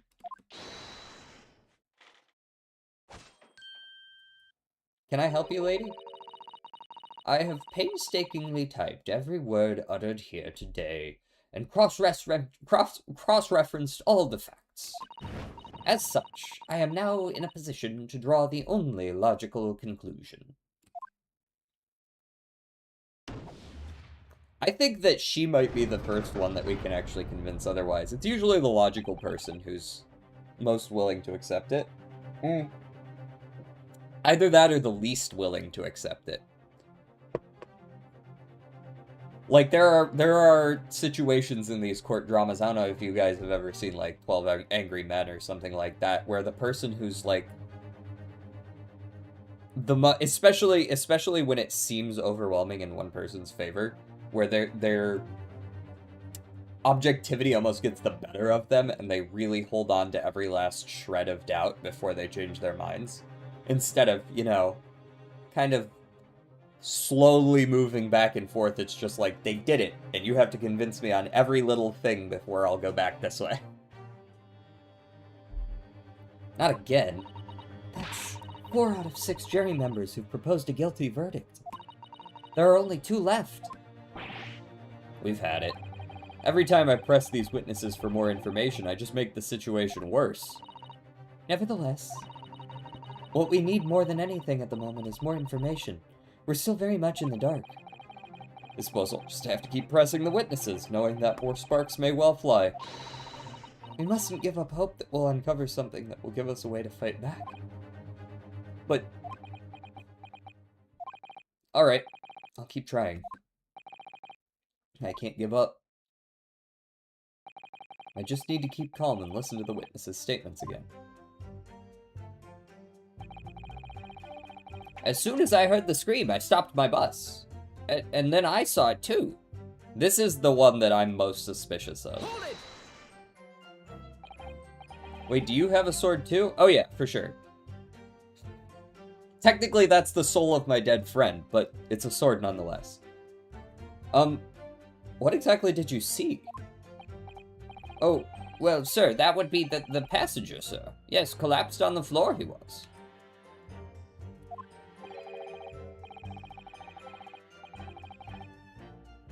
Collapsed on the floor? I'm sorry, but... What?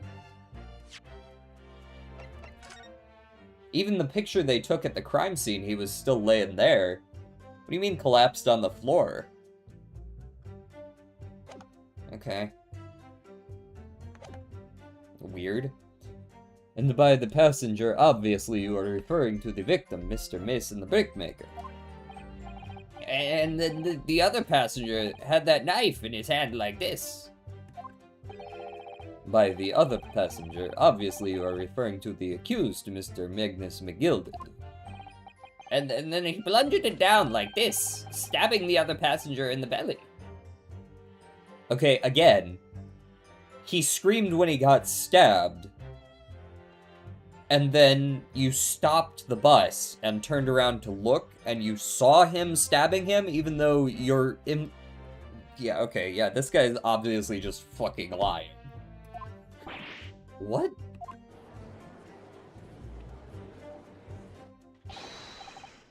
My lord, I wish to speak. I have no idea what this guy's voice sounds like. Yes, juror number 5, do I take it that you too?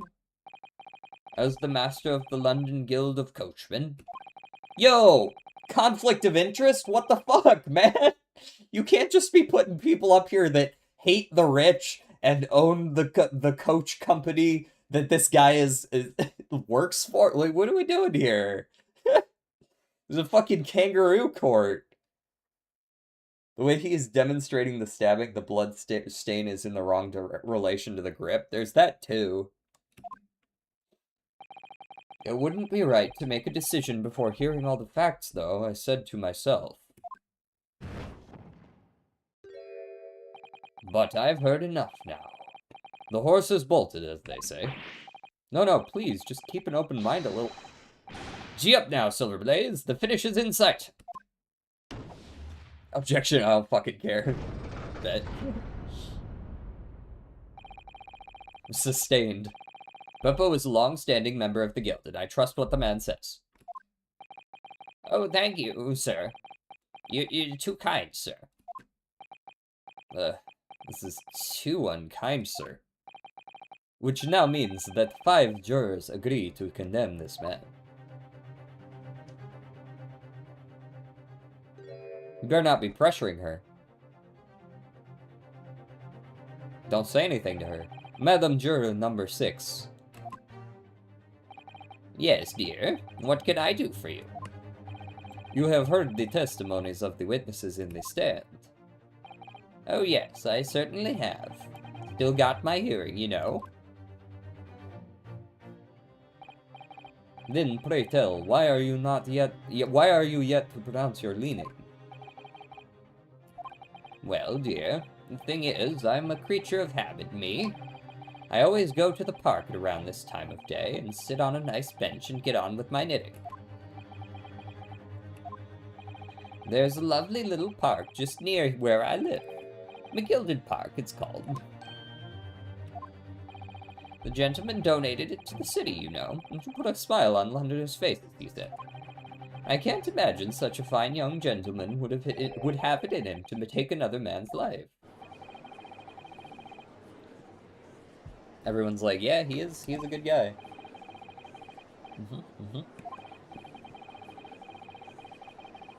Mother, may we go to the McGilton Public Library later and borrow some more books? You gotta put like a TM in there. Is this a paid sponsored segment? How many Londoners live with their heads in the clouds? Do you people not know? What kind of a man Magnus McGilded really is? What kind of a man is he? The philanthropist Magnus McGilded has enough wealth to purchase the entire city he claims to value so highly. But where did all that wealth come from? Your client is a Shylock, sir, and one with the very darkest of souls. What? Stone the crows!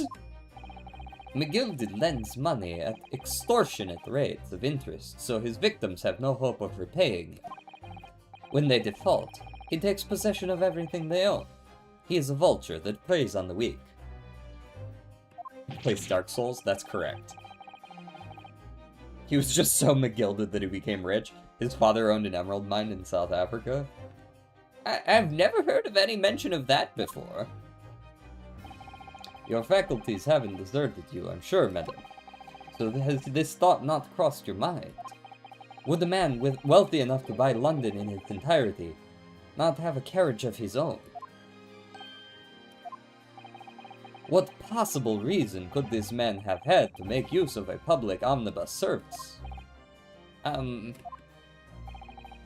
not saying that the victim, a poor brickmaker, had next to nothing to his name save considerable financial liability. It will come as no surprise that his creditor was the accused, Magnus McGilded. But let it also be known that the very day Mr. Mason was killed was the final repayment date for his debts. So, wait, but like, why would he kill him though? This man can't be rich. He doesn't drive a Bugatti.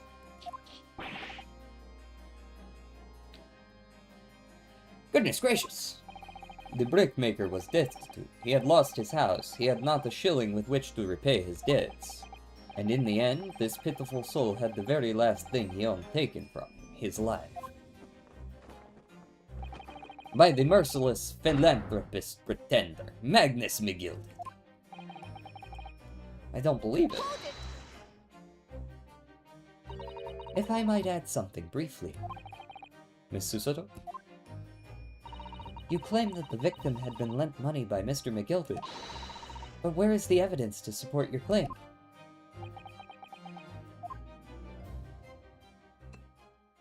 Hey, what the fuck? Pour me one. By the way, can I just say I don't think the judge does anything in this game except be surprised? Yeah, you'd think that after, like, what, I'm gonna go with, like, at least 120 years up there, bro might have, like, seen a few things and been less surprised by certain revelations. Pray forgive the discourtesy of filling my hollowed chalice in a court of law. Ah, there it is. Lord Van Zeek's hollowed chalice. Oh, sorry, he wasn't quite that old. But, like, bro, you can't fanboy over the plaintiff. How can this be considered acceptable? But I find myself in an unexpectedly good humor. I had heard ladies from the Far East could show great courage, but I didn't expect to experience it myself.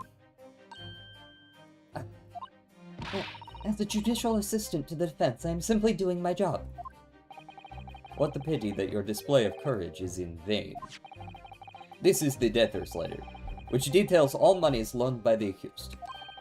You will find the victim's name clearly recorded inside. Oh. Allow me to present this ledger as evidence. Cheers. And pray forgive the discourtesy of raising my chalice in a toast. Oh, it was cheers! In a toast to the enigmatic East at the same time. A marvelous toast, Counsel. I would gladly accept this new evidence. Yeah, I would like to peek that real quick. Ah, yes. 20 guineas. The victim owed a considerable sum.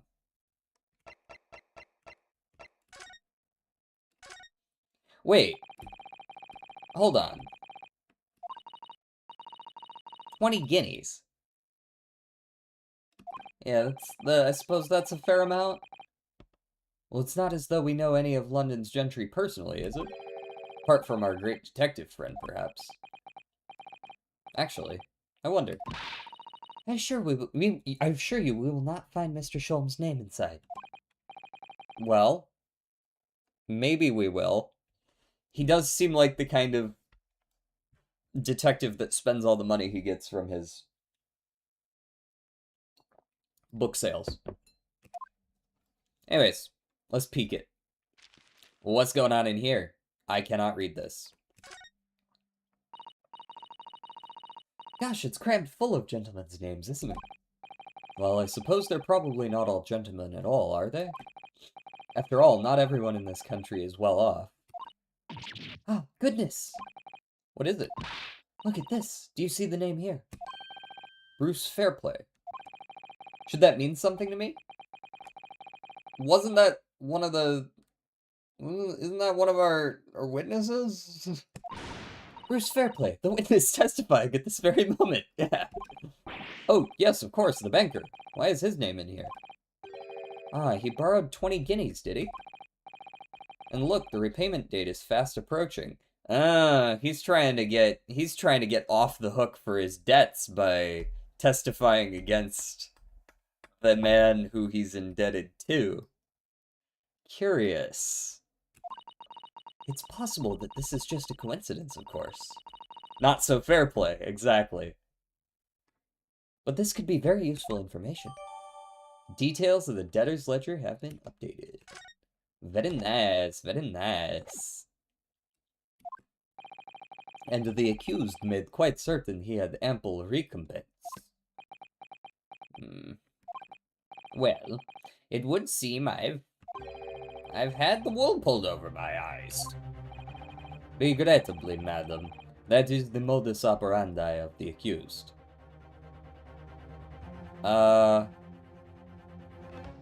Okay. Little thing. Operandi. Is that not plural? Whatever.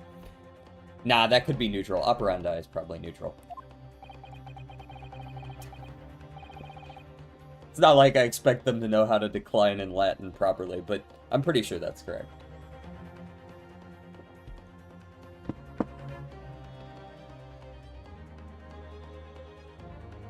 And it's such a pretty little park, too. What a scoundrel. Chill out.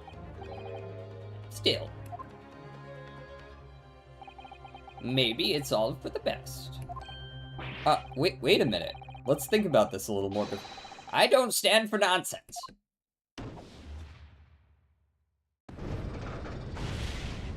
Okay, but like, we just started, so obviously we're gonna be taking something back here. That was it. The last juror's decision.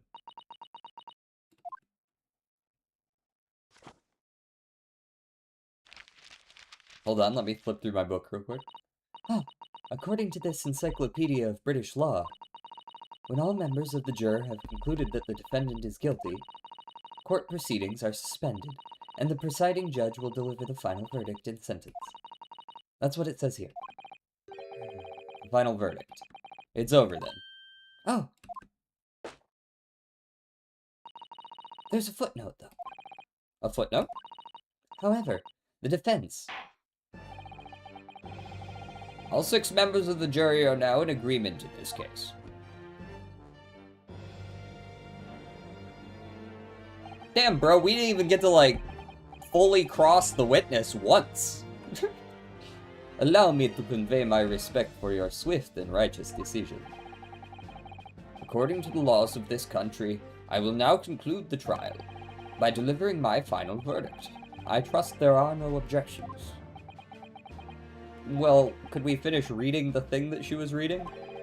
Miss Susato, just tell me one thing. Oh, yes? You were in the middle of saying something before. The footnote in your Encyclopedia of British Law, however, the defense... What did it say next? Oh, yes, of course. One moment. When all members of the jury have concluded that the defendant is guilty, court proceedings are suspended, and the presiding judge will deliver the final verdict in sentence. Then the footnote says, however, the defense has the right to demand a summation examination of the jurors at this point. Yeah. So we get to go, hey, guys, a little bit biased there, you think?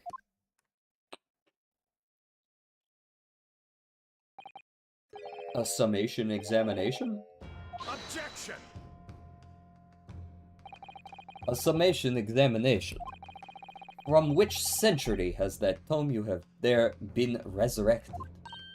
Oh, Judging from the binding, I would say that book is at least 50 years old. Any modern text on British law wouldn't even give such an antiquated procedure a mention. It is a relic, long forgotten and certainly no longer practiced. But is it still law? So you're out of luck. oh. What even is it, Miss Susato? This so-called summation examination.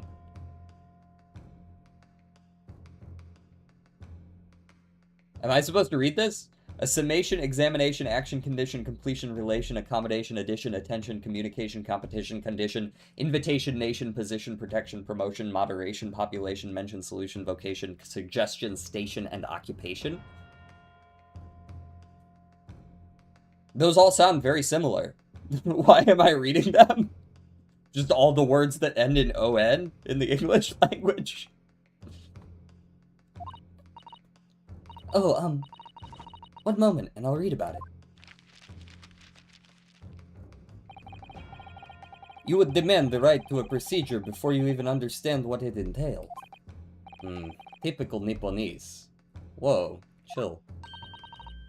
Alright, Mr. Naruhodo, I think I understand. It seems that under this procedure, we would be able to appeal to the members of the jury. To do what exactly? Appeal to them to change their leaning and reverse their decisions. And it says here that, if successful, the proceedings of the trial must be resumed. Make them reverse their decisions. Yes, in times gone by, barristers would use a summation examination to attempt to influence the jury's decision. But that procedure became something of a formality with no practical benefit, really. So it rather fell out of use. But it is still law. I wonder why. Because it was devoid of purpose. Changing just one member of the jury's mind would be hard enough, let alone several. No self-respecting defense barrister would even assert his right to try in this day and age. Well, I mean, we don't have a lot of other choice. Still, I don't see any mention of the procedure actually being formally revoked. What are you suggesting? I'm suggesting that although it may be antiquated and largely forgotten, it isn't yet extinct. What do you think, Mr. Naruhodo? I mean, we might as well get on with it, yeah? Got nothing to lose. A summation examination. Our last possible option. Do we assert our right to carry it out or admit defeat? I love these choices that are just like lose the game or continue. Why is he shocked that we're following the law? He's like, what are you trying to say? You're gonna follow the law? You're gonna do things that you're allowed to do? Defense wishes to assert its right to a summation examination, my lord. Objection! London is the capital city of the most powerful nation on earth. We have a duty to the world to exemplify the very highest standards of judicial procedure. I'm starting to believe this guy might actually be a genuine vampire. Summation examinations are an embarrassment that should remain buried. Objection! But if it's our right, it's our right. I believe it could prove vital in this trial. The defense's petition is perfectly valid. The court will proceed with the summation examination. This is madness. Foreman, you and the remainder of Foreman, are you and the remainder of the jury ready? Eh? Well, I'm not, There was no mention of this in the letter I received, you see, sir. All members of the jury will be asked to explain on what grounds they have reached their decision.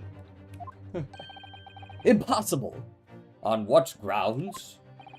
You must all justify your decisions and explain why you believe the defendant to be guilty. Well, my lord, you're rather putting us on the spot. This is most irregular. No mention was made of this before. I don't really hold well with this justifying lark. I mean, she's probably got hers locked and loaded. That seems to have thrown the jurors off. It seems none of them have experienced this before. Alright then, the summation examination. A defense procedure no practicing lawyer has I don't care. You're just telling me the same thing again. Well, just maybe it might be the opportunity we've been looking for. To turn this trial around. Don't make me turn this trial around. We're going straight home.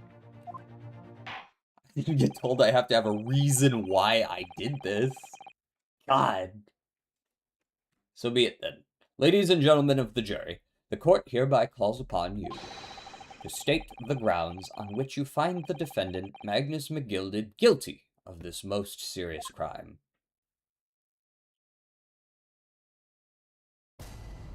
Judicial findings. The juror's contentions. There was no one else inside the carriage at the time, so it has to have been him. I trust the driver. He has an excellent memory, it seems. 4 passengers with fares totaling 20 pence.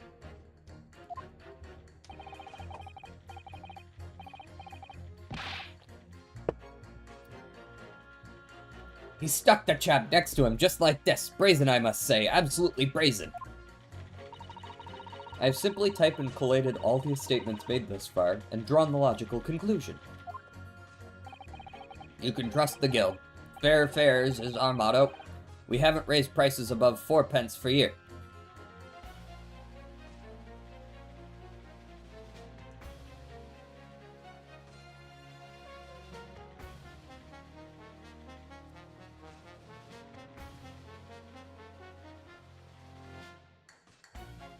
$20? 4 times 4 is 16.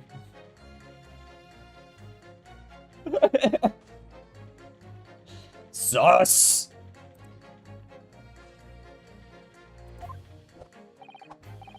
This scoundrel stabbing that poor man on the floor. It beggars belief.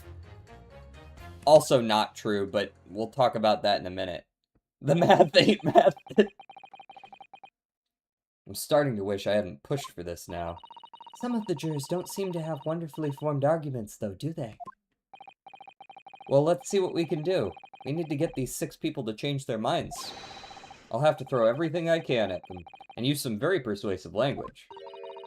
Just a moment, Mr. Naruhodo. According to my book, that's not quite how it works. Oh? I thought I was going to have to thaw their hasty minds with some heartwarming rhetoric about the defendant. Unfortunately, once the jurors have decided the defendant is guilty, they're unlikely to heed anything the defense says. But then... They've reached their conclusions by their own reasoning, you see. Your pleas will sound like excuses. In fact, it could recoil on you. The more you try to persuade them, the more entrenched they may become. Then what on earth am I supposed to do? Oh dear, I'm just citing what I've read about in British law, Mr. Naruhodo. Right, I'm sorry. Do you have any idea how to make this work, then? I'll throw my knife, my book, and my tungsten cube.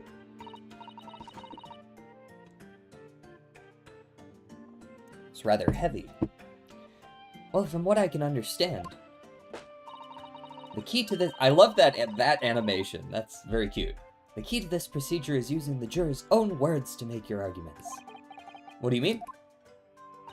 Well, the 6 members of the jury are randomly selected members of the public. They may appear to present a united front, but the truth is, they are complete strangers who just happen to find themselves here in the courtroom together. And that's the way to break them down, you mean? Yeah, to essentially say you two are in contradiction to one another. Yes, exactly. We must listen very carefully to what each member of the jury says. and see if we can identify any contradictory statements. If we can, we then contrast the statements and pit the corresponding jurors against each other. I see, so it's contradictions in what 2 or more jurors say that we're looking for. In a way, then, this is similar to a regular cross-examination. Oh, yes, I suppose you're right. Find contradictions in their statements and pit the jurors against one another to break them down. Yeah, okay, we've got it now. We got it. Let me do this. I will pull this off. Ooh, double slap. Can we start the proceedings, counsel? I would ask you to take the stand for this. I'm expecting a clear and concise rebuttal. Yes, my lord.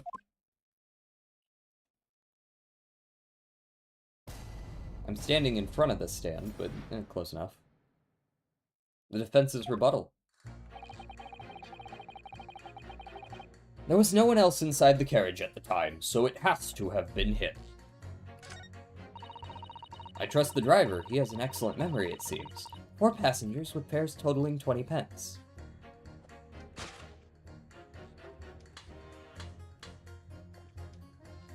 Objection! Hello, average animator. Those 2 statements clearly contradict each other. They do? Explain yourself, counsel. Me? Oh dear, what have I said? I swear on silver-bladed mane and name, I haven't the first idea of what you're talking about. According to the group... Ooh, we got walking animations. According to the group testimony we've heard so far, there were 4 passengers on the omnibus on the night in question. Yeah. Where is the 24-hour stream? Saturday. I posted the schedule if you want to check it. It's on Saturday. Starting at 9 a.m. Eastern Time, so 3 hours before I usually start stream. And according to the coachman, Mr. Beppo, he took 20 pence in fares. Quite right. I have those precise details typed neatly here in front of me. And juror number 5 also told us the following. Thank you for the hydrate. Oh, Jesus Christ. Thank you for the 2 hydrates.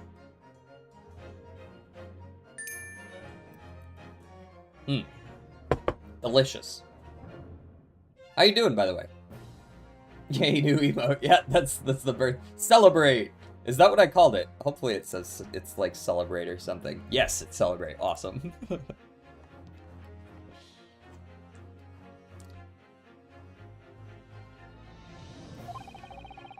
The fare for the omnibus is always 4 pence. That it is. A fair and convenient single price. Just the way London's carriages should be operated.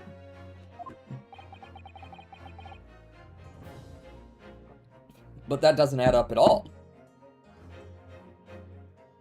I be yes, the if be in you will have if you I be the yes in yes good. When you thought you could do anything. That doesn't add up at all. In fact, it leaves a glaring discrepancy in the facts. Why, Brett? Why? 4 passengers paying 4 pence each. If you do the multiplication... It would be 16 pence. Exactly. As I said, it doesn't add up. The figures are different. By 4 pence, in fact. Or precisely 1 person's fare. 1 person's fare. Yes, in other words, on the omnibus that night, it's distinctly possible there was another passenger we've heard nothing about. Good gracious. This can't be right. The coachmen of the guild are good, honest men, one and all. Trustworthiness is our watchword. The figures your coachman claims most certainly do not add up. Your watchword, good sir, is a fallacy. I beg your pardon? Mr. Guildmaster, I think you ought to consider that if this trial were to end now, the news will surely spread all over London.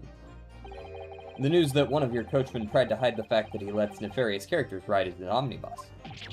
Oh! Go follow! Alright then, how do I make it so this miserable trial doesn't end,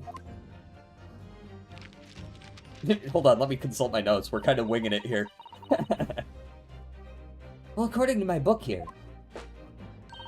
you simply launch a ball of fire onto the innocent side of the set of scales. Now hold your horses there, coachman. We were all in agreement. Why do you have to go and... Wait till I get my hands on you, Beppo.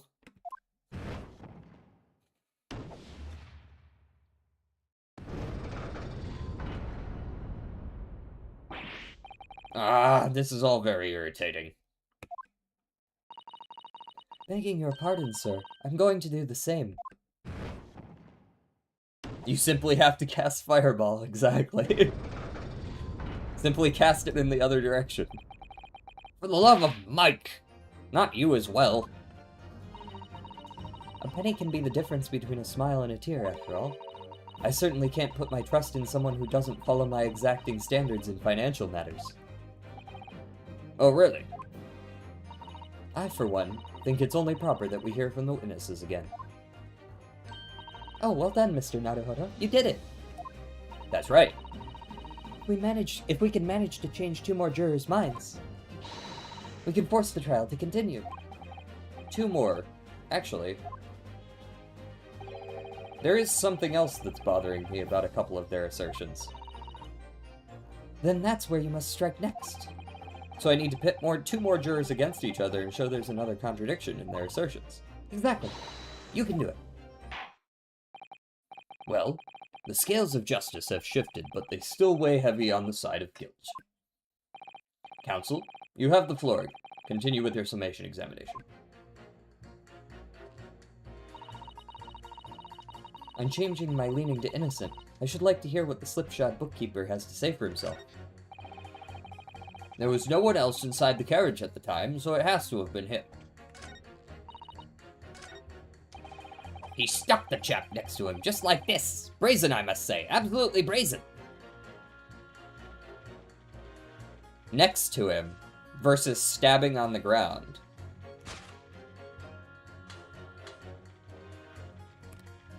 Objection! Those 2 statements are completely contradictory. What? Explain, counsel. Post haste. Oh, dearie me. I was only knitting a jumper for my other half. What is all this claptrap? What does contradictory even mean, I ask you? We've heard from more than one witness that they allegedly saw the actual moment when the defendant stabbed the victim. Now, out of curiosity, juror number 3. What? Can't you see that I'm busy here? You got your knife stuck in the wood? I mean, that's kind of a you problem, I think. You should probably pay attention. How would you say the defendant stabbed the victim? What sort of motion was it? Want to test me, do you? It was like this.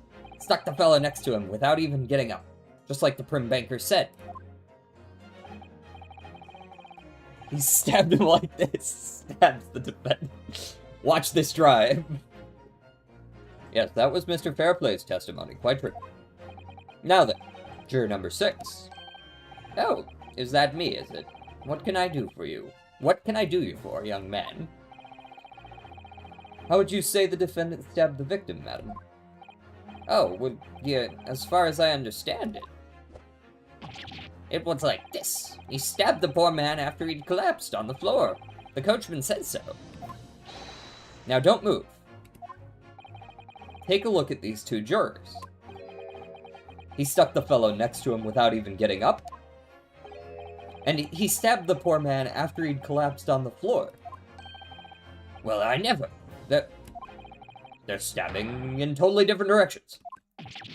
What? Oh, bless my stitches. What muddle. What this tells us is that there's a strong possibility one of the witnesses isn't telling the truth. Oh! But why? Why the dickens would they lie? I don't know that yet. But what I do know is that if the trial ends at this point, we may never find out. We may never know the real truth. He just stabbed twice. He stabbed him once and then flipped him on the ground and then stabbed him again. And then, like, what, teabagged and ran out of the carriage? Like...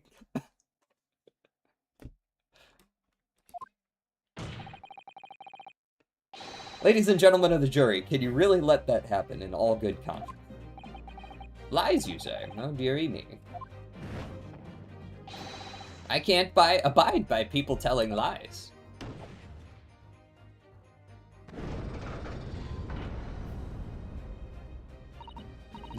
The scales. I don't believe it. Hold it. Wait. Now I hear this, my fellow jurors. I warn you, you cannot listen to this man. Look at him, in his black suit. He's clearly some devious Eastern sorcerer, using magic on us all. I could use magic. Do you really think I'd be putting myself through all this? Answer me this, Dark Jinx. Huh? Me? What exactly is the problem? What of it if two witnesses have slightly different recollections of events? What of it? Let's say the Shylock did stab the victim as he was sat next to him on the omnibus. And this young dandy saw him do it. And now let's say the victim collapsed on the floor. And then the Shylock stabbed him again. And this old lady saw him do it. Well, what's to say it didn't happen like that, Who are you calling dandy, sir? Why, I should take this knife to you. What are you calling old? Why, I should take this needle to you. They're ready to kill each other now.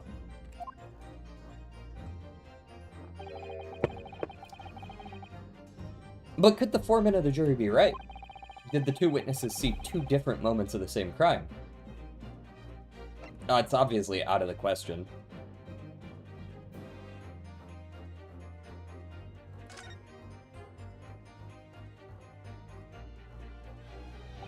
Unfortunately, Mr. Foreman. What is it, you Dark Jinx? Come on, out with it. What you're suggesting is impossible. It's out of the question. What? What are you talking about, man? How can you possibly say that? You do realize that I'm only doing my job. As foreman of the jury, I have a responsibility to steer everyone in the right direction. So, where's your evidence, man? That's what we want to see. I say the two witnesses saw two different moments of the same crime. If you say that's out of the question, show me some proof. Objection. Nuh-uh. Stabbed him, grabbed him, suplexed him, stabbed him again, grabbed him, put him back on the chair, wrote his initials on the knife, and then ran away. I imagine as he was running away, he was making Zoidberg noises as well. Whoop, whoop, whoop, whoop. Looks like the only way I'm gonna convince him is to present him with something he can't dismiss. Some irrefutable hard evidence. As you wish. What? I'll give you the proof. It's out of the question that the two witnesses saw two different moments of the same crime, as proven by... I mean, I feel like the crime scene photograph makes the most sense, right? Right, this makes the most sense, because after the crime was committed, he's in the chair, not on the floor. So what, he didn't, like, stab him, put him on the ground, stab him, and then pick him back up and put him back in the chair again, like you said. Take that! This clear piece of evidence. Well, Mr. Foreman, or do they think this is wrong for some reason? Maybe I'm getting ahead of myself. You know what they say about me, young man. They say I've got no powers of persuasion.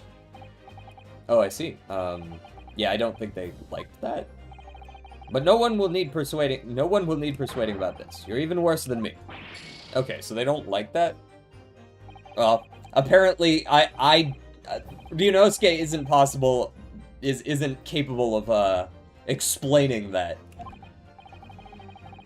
They don't have AI yet. Hey, just get through it. I guess it's possible. Stabbed one, okay, yeah, this is what they want. It's a little more clear-cut, I suppose. Stabbed once in the abdomen with a knife. There you go. You can have this too. Both of those prove the same shit, but alright. Only one of them counts. I get you. I get what you're saying. Whatever. They don't want to skip too far ahead in the trial. That's going to be a completely different revelation. This is the victim's autopsy report. According to what's written here, Mr. Mason was stabbed in the abdomen. Only once. No, only once. It's quite simple. The victim was stabbed precisely one time. Which means these witnesses can't possibly have seen it happen 2 different times.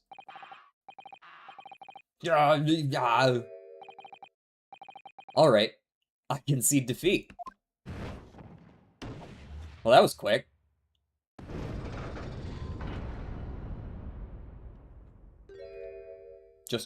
Just like that. Wait.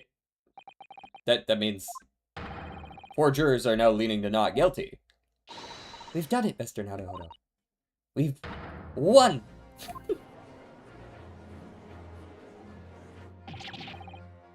What are you playing at, you dandy fool? Shut your trap, sir. No one deceives me.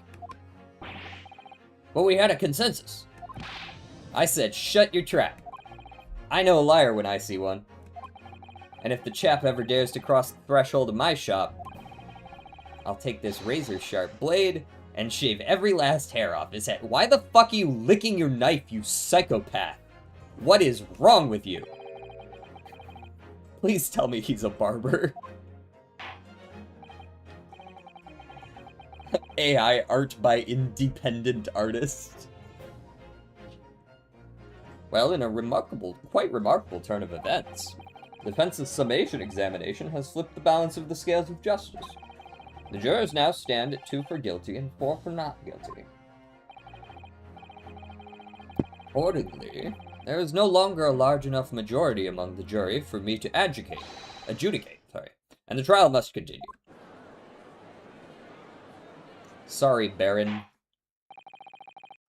I hereby ask the defense, prosecution, and witnesses to return to their places. And I call upon all of you to continue to pursue the truth. And then I go stab him in the chest, stab him while he's on the ground, put him on a chair, and slice my initials on his scalp. Damn. So, Lord Van Zeeks, continue to substantiate the case for the prosecution, if you please. Oh, he's pouring another one out. He's like, I'm gonna be fucking wasted by the end of this court trial. You got me drinking. I'm already 2 glasses in, and it's only been like 30 minutes. Damn, okay, fuck, never mind. Having savored the rich aroma of the carmine contents of this hallowed chalice, it may seem crass to crush it to dust. Yes, I agree. Pray forgive the discourtesy. This guy strictly does things and then asks for forgiveness afterwards. He's like, crushes glass to Orifarm. I bet you're wondering why I did that. Like, Lord Van Zeeks. That's the trick. Make this go long enough that he gets fucked up. Is it cold in here, or is it just me? As your antiquated tone no doubt says, the prosecution may not speak during a summation examination. So I honor the deathly silence and listen to the charade. It seems I overestimated the intelligence of the jury. Aw man, if I know one thing about being a lawyer, it's that insulting the jury gets you good mileage.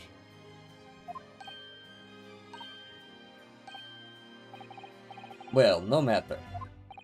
There is nothing so hard to prove as a self-evident truth, it would seem. No. And why else would we grace the courtroom with our presence, after all?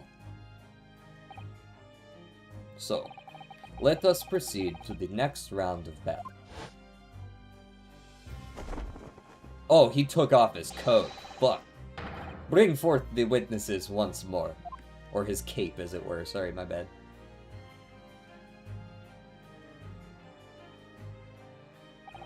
Witnesses. I trust you heard the summation examination we have just had to endure. Oh, yes, sir. That I did, sir.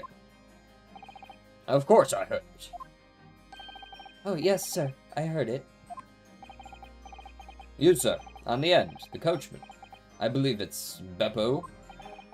Yes, sir, my lord, sir. If it transpires that in your previous testimony you were attempting to veil the presence of a fifth passenger on your omnibus, you will be found guilty of perjury. You are advised to bear that in mind, sir. Oh, mio Dio.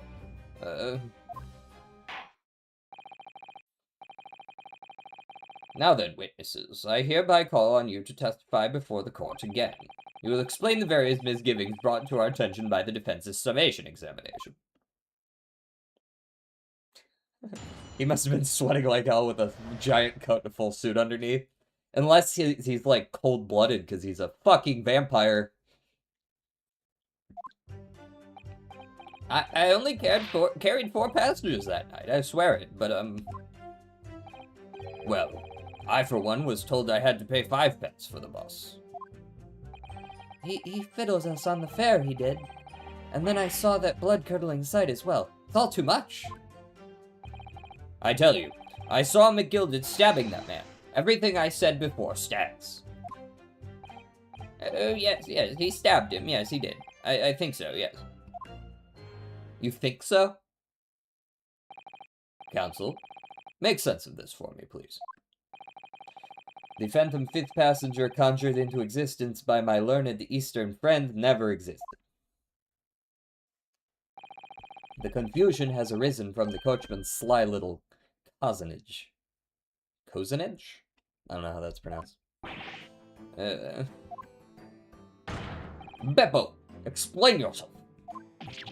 I'm terribly sorry, Guildmaster. Oh, he opened his eyes.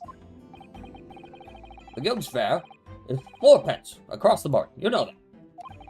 Am I to understand that you've been overcharging passengers by a penny a fare? It's so cold, and the last run of the day is always half empty.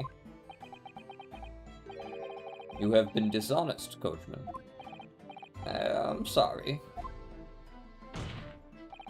You're a disgrace, Beppo! A disgrace! And your selfish actions have brought dishonor on the entire guild. If I may, sir. I had to pay 10 pence on the bus just last week. What? 4 passengers at 5 pence each is, yes, 20 pence. I've done the arithmetic 10 times already, but I just can't make the result come out differently. It's probably irrelevant. No, that figures. Or, if it's not irrelevant, it's that all of them are in on some sort of lie together. Well, it would appear that one of the aforementioned misgivings has already been explained. So, counsel for the defense, your cross-examination, if you please. We've already had the pleasure of a protracted summation examination today. I see you intend to continue the parlor games. Absolutely.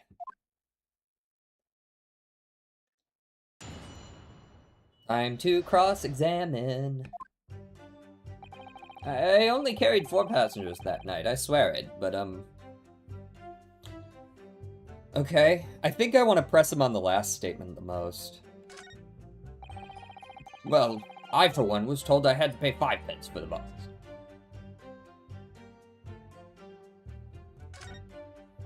He fiddled us on the fare, he did. And then I saw that blood-curdling sight as well. It's all too much. I'm gonna press this guy because he mentioned that 10 pence thing earlier. This blood-curdling sight, you mean the murder, I presume? Yes, sir.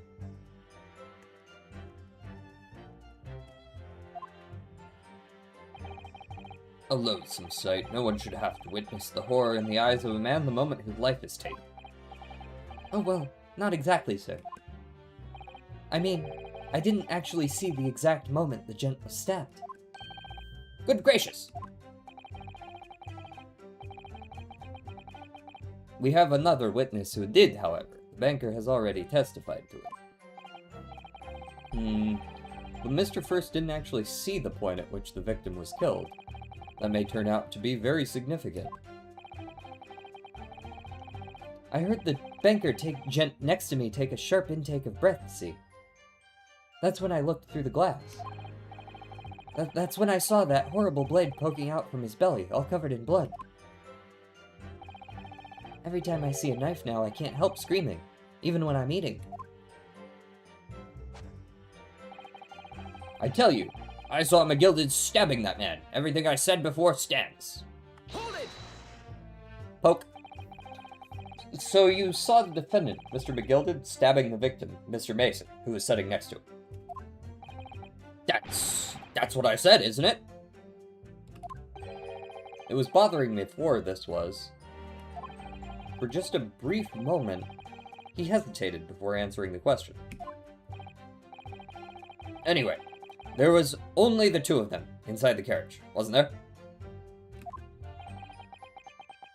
There's been much talk of a fifth passenger, but as yet, zero evidence. Then what are we wasting all this time for, eh? It's black and white. The man's guilty.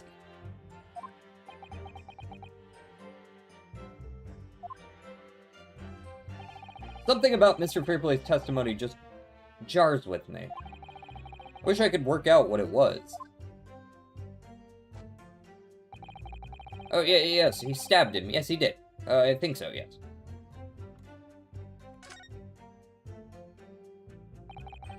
Oh, whoops. That is... What did I just press? Oh, I just pressed continue. I see. If you're not careful when you press these witnesses. The danger is that the jury will end up believing something unhelpful, as they did before. Maybe, but we can't let the fear of that happening stop us from uncovering important new information. Huh. Yes, you're so right. I need to pay careful attention here. I don't want to miss even a flicker of a reaction among these witnesses. That's what I'm thinking, yeah.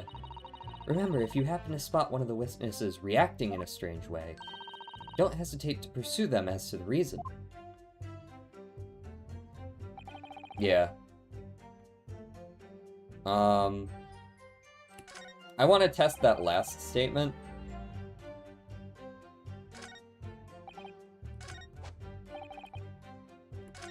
I just accidentally pressed D instead of press here. Huh.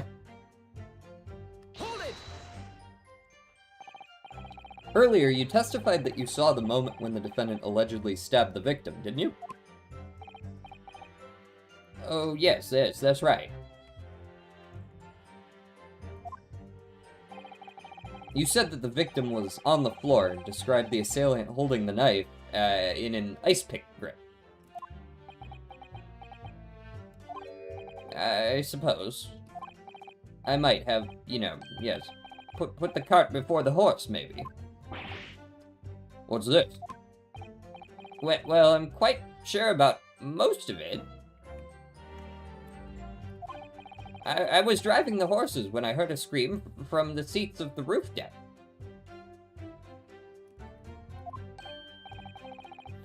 Oh, I expect that was me, sir.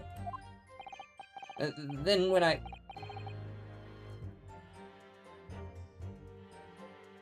This guy's being very sus.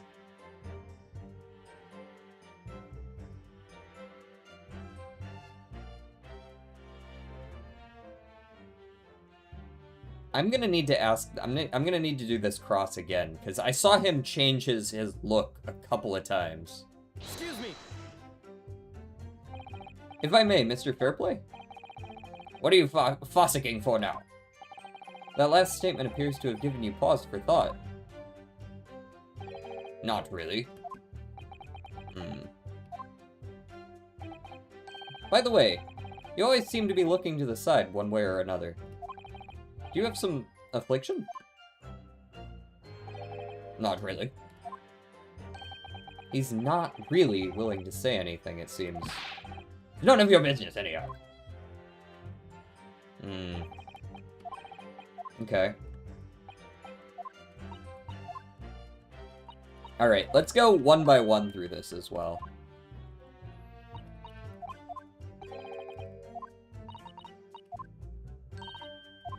Yes, I don't need to hear that again. Let's press him. So, there were only 4 passengers on your carriage, but you didn't charge them the standard 4 pence fare. Was that right?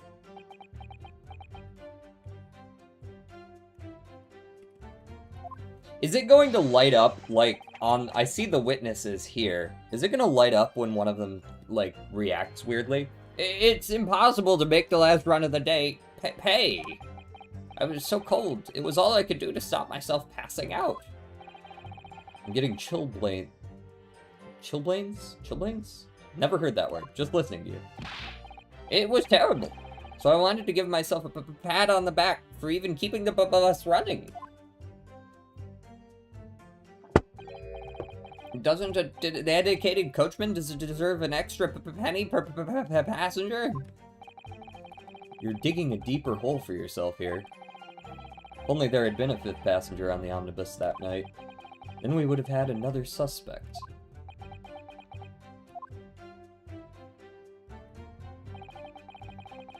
Well, I for one was told I had to pay 5 pence for the bus. Hold it! Does that mean everyone on board that night paid 5 pence instead of 4? Well, I paid 5 pence too, sir. And I just told you that I did. A flat fare of 5 pence across the board. It's not something to be proud of. The so-called discrepancy my learned friend identified was nothing of the sort. Much like the phantom killer you so desperately needed, it's gone, dead and buried. I'd have been happy if it had ever existed in the first place. He fiddled us on the ferry, did. And then I saw that blood-curdling sight as well. It's all too much. Okay, let's press each one more time. I'm watching the middle guy like a fucking hawk right now.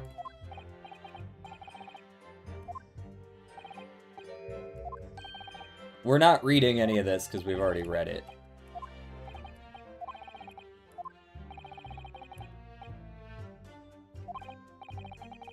He saw the horrible blade poking out.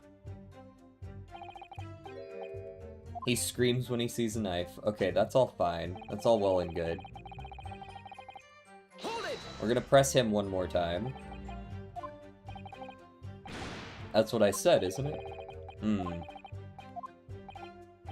Anyway, there's only the 2 of them inside the carriage.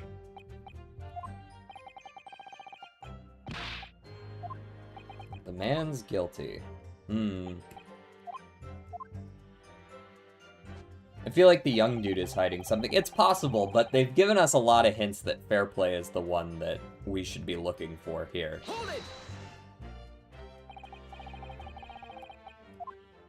I think it was right when it switched over to the young guy that fair play did something weird. You said that the victim was on the floor. Ice pick grip.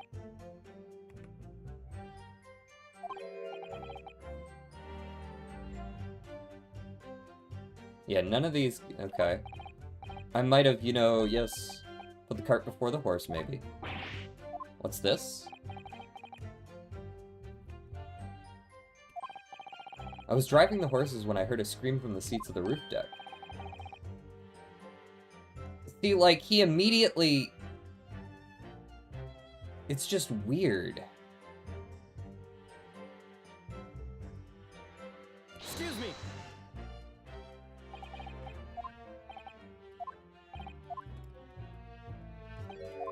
What am I looking for from him? Because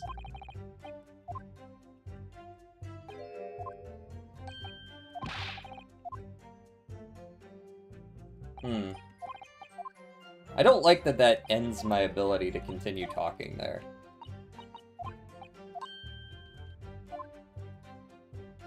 Because, like, that's the only reaction I remember seeing.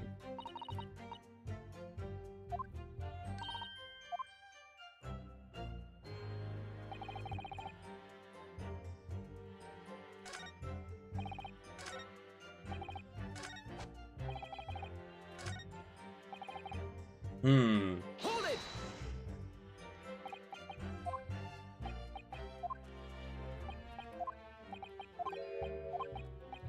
Okay. Did I ever actually finish this chat, by the way? See, he looks over to the left, and then he's, like, immediately looking down like this. When I turned around, yes, I saw it through the skylight. The gentleman was on the floor, and the knife was sticking up out of his midriff. Well, clearly that's not what you saw. That's right, yes. And then the fellow holding the handle was the famous man, yes. So, in short, you didn't see the moment when the victim was actually stabbed at all. I really thought that I did, but when I go over it again in my head... Yeah, he's not any different. No, I suppose I didn't actually see the precise moment of the stabbing, did I? There it is. That's what I'm looking for. Also, is this guy Australian? Excuse me. Did I just hear Struth? How many cases does this game have? 5. I got my new best run on Balatro recently. What'd you get? Tell me about it. Do you have something to say about that, Mr. Fairplay? Now you listen to me. I know what you're thinking. He didn't really see the exact moment the fellow was stabbed. What are the chances of that? Eh? Are you asking me or telling me? He's getting flustered. I might be able to extract new information from him if I answer him cleverly. Could he have just happened to see the exact moment the crime was committed? No chance. Well, it is a little hard to believe, certainly.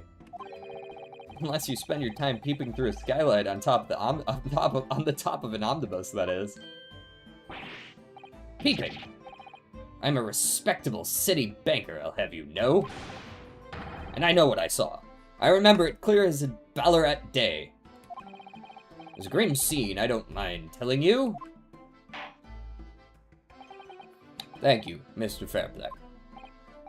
Oh, excuse me if I was getting a little hot under the collar there, my lord. I would ask you to supplement your testimony with a clear statement about what exactly you saw.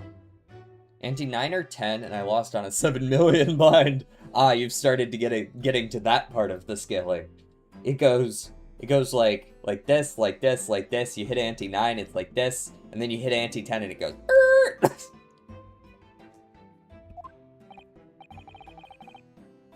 Oh, I can do that all right. I'll tell you just how grim it was. You think I'd forget the sight of those blood-soaked hands after that butcher stabbed the man? Oh, my bad. I didn't realize that that was like a 6th testimony that I now had to poke him for. I accidentally pressed spacebar instead of press, thinking that I was still listening to his testimony and not being forced to ask him about it. That's probably what I'm going to be presenting a rebuttal to. Hold it! Yeah, I was so confident in getting single-hand millions to win, and then I saw the 7 million and I basically gave up. Yeah. There's a category of Balatro where you go for breaking the integer limit. It's called the Nanith. There's very specific builds that can do it. Blood-soaked. Well, perhaps soaked is laying it on a little thick, but... Anyway, there was definitely blood all over them. Both of them were covered in it. And you saw that from the roof, through the skylight. Well, the skylight's reasonably large, so I had a good view. And there was a lamp on the inside of the carriage as well, so I'm quite sure of what I saw. This banker's latest statement is bullshit. I feel sure there's something not quite right about it. When you feel something doesn't add up, Mr. Naruhodo, that's when you should have a good look through the courtroom.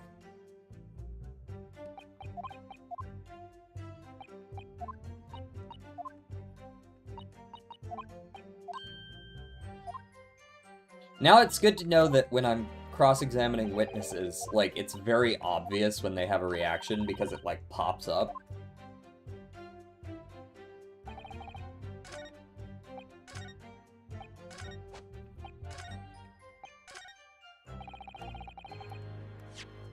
I would like to present these clearly not blood-soaked gloves.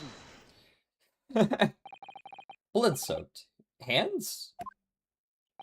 Well, I admit that soaked might be laying it on a little thick, but... But anyway, there was definitely blood all over them. Both of them were covered. Well, I'm very sorry to disagree, Mr. Fairplay, but that's a little more than... That's more than a little peculiar. What? Here are the gloves worn by the defendant, Mr. McGilded, on the night in question. Oh, yes, right. And there certainly does appear to be a sizable dark-colored stain there, but, as I'm sure you can clearly see, it's only on the right-hand glove. Ah, why are you eating your cane, sir? Please don't do that. Nope, you're not a beaver. No, you can't. In short, Mr. Fairplay, your testimony is inconsistent. Ah! But no, that can't be right. So you're the liar here, then. Ah! That's right, you were quite clear about it. You said, it was both hands. This man is bending his metal cane with his teeth. Holy, actual beaver. Mr. Fairplay, if your last statement was a lie, it calls your entire testimony into question. You say you saw the moment the victim was stabbed, but is that really the truth? Objection! It was a simple mistake. You can't justify accusing this man of lying. Yes, it wasn't both hands, it was only one. But the fact remains. The victim's blood was on the accused. Objection! No, Mr. Fairplay categorically stated that he saw blood all over both hands. Which means there's a strong possibility that this witness was deliberately trying to mislead the court. Ah! Why? I'm a city banker, for pity's sake. My word should be the gold standard. I'm a gentleman, not some gutter snipe. Upstanding members of society don't prevaricate. He's claiming to have no reason to lie. Is that really the case? Mr. Naruhara, if we had some evidence to explain why Mr. Fairplay might be lying, it could turn the tide in this trial completely. Something to show this man has a compelling reason to lie in his testimony. I have evidence.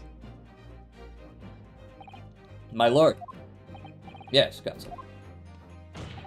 The defense is ready to present evidence. You have 55 viewers today? That doesn't sound right. What?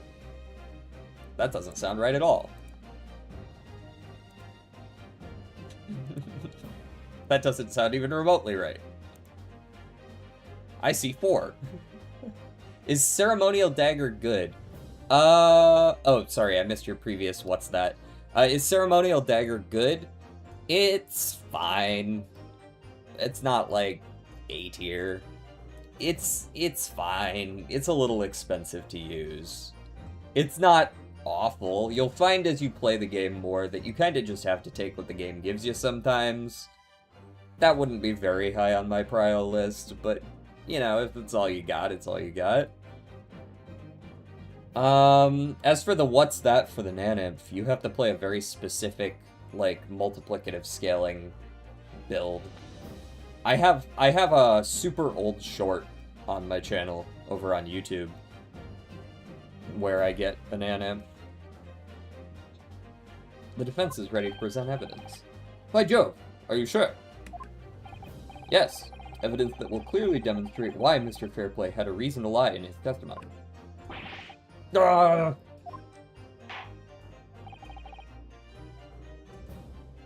there's a few different ways. I mean, Blueprint, Brainstorm, Perkios, you don't necessarily need Perkios. You can get by with Serpent and a lot of Blueprint Brainstorm with like a what's it called? Burglar. There's a few ways to do it, but DNA works too, yeah. Very well. I hereby call on the defense to present its evidence. The evidence that demonstrates a motive for the witness's alleged deception of the court. This one. Take that! This is a list of the debtors who owe money to Mr. McGilded. Yes.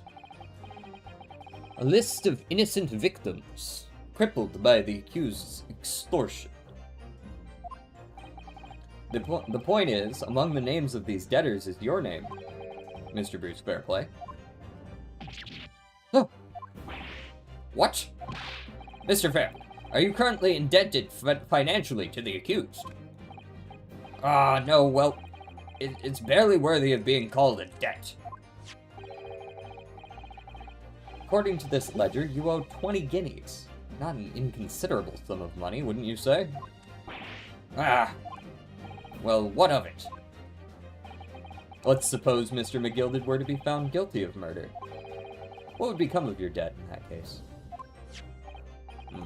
These documents state that the loan agreement is forged between two individual parties. Therefore, were the creditor, the defendant here, to be sentenced to a capital punishment, all outstanding debts which were owed to him would be annulled. They would cease to exist. Cease to exist? Mr. Fairplay, is it not the case that you claimed in your testimony to have seen something you never in fact saw, in a devious attempt to annul your debt of 20 guineas to the defendant?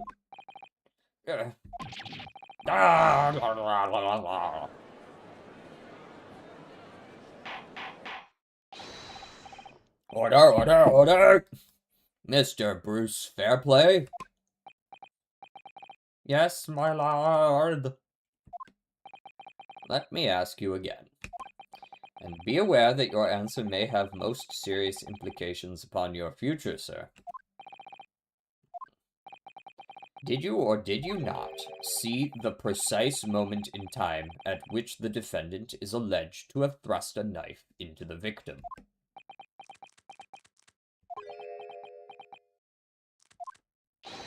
Your silence speaks volumes. You did not tell the truth in your testimony. All right. Now let's not make a melodrama out of this. Perhaps I did overstate the truth a pinch. A pinch? But it makes no difference. I definitely remember seeing blood on McGilded's hands. Both of them. Objection!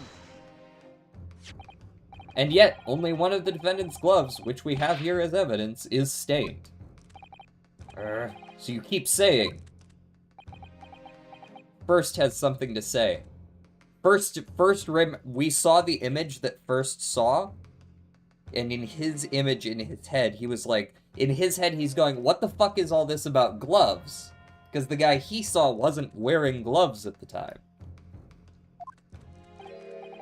I wonder if I might be allowed to speak, sir. Go ahead, Mr. First. Well, the thing is, I think I remember seeing it myself as it happens. Seeing what? The blood, sir, on the assailant's hands. I think... Yes, I'm almost sure that it was on both of his hands, not just one. What? What?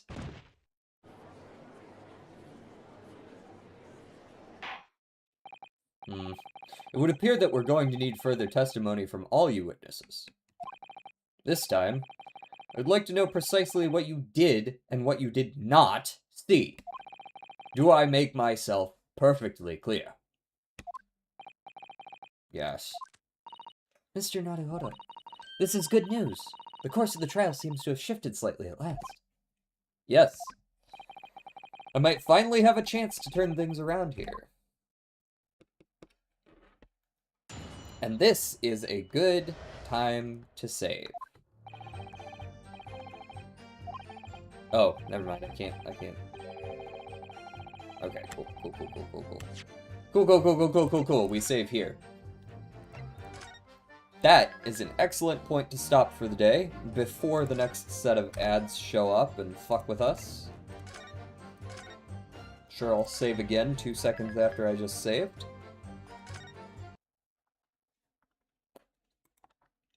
That was a fun one. I've been enjoying this. Alright, so. Who do we raid? Do we raid? I assume Saren's gonna be done in like 10 minutes. Do we raid Grim, see what he's up to? Mr. Grimm is playing Among the Sleep, which sounds like a horror game. I'm not gonna lie. I would like to raid this Vimus Grimus, if those would like to join in on this raid. And we will go say hi to him, and that'll be it for today. We're gonna do more of this tomorrow, and then on Thursday, I want to say I have Slay the Spire as the game on Thursday. So look forward to that. And again, Saturday, 24-hour stream. It'll be a good time. Join me. Peace.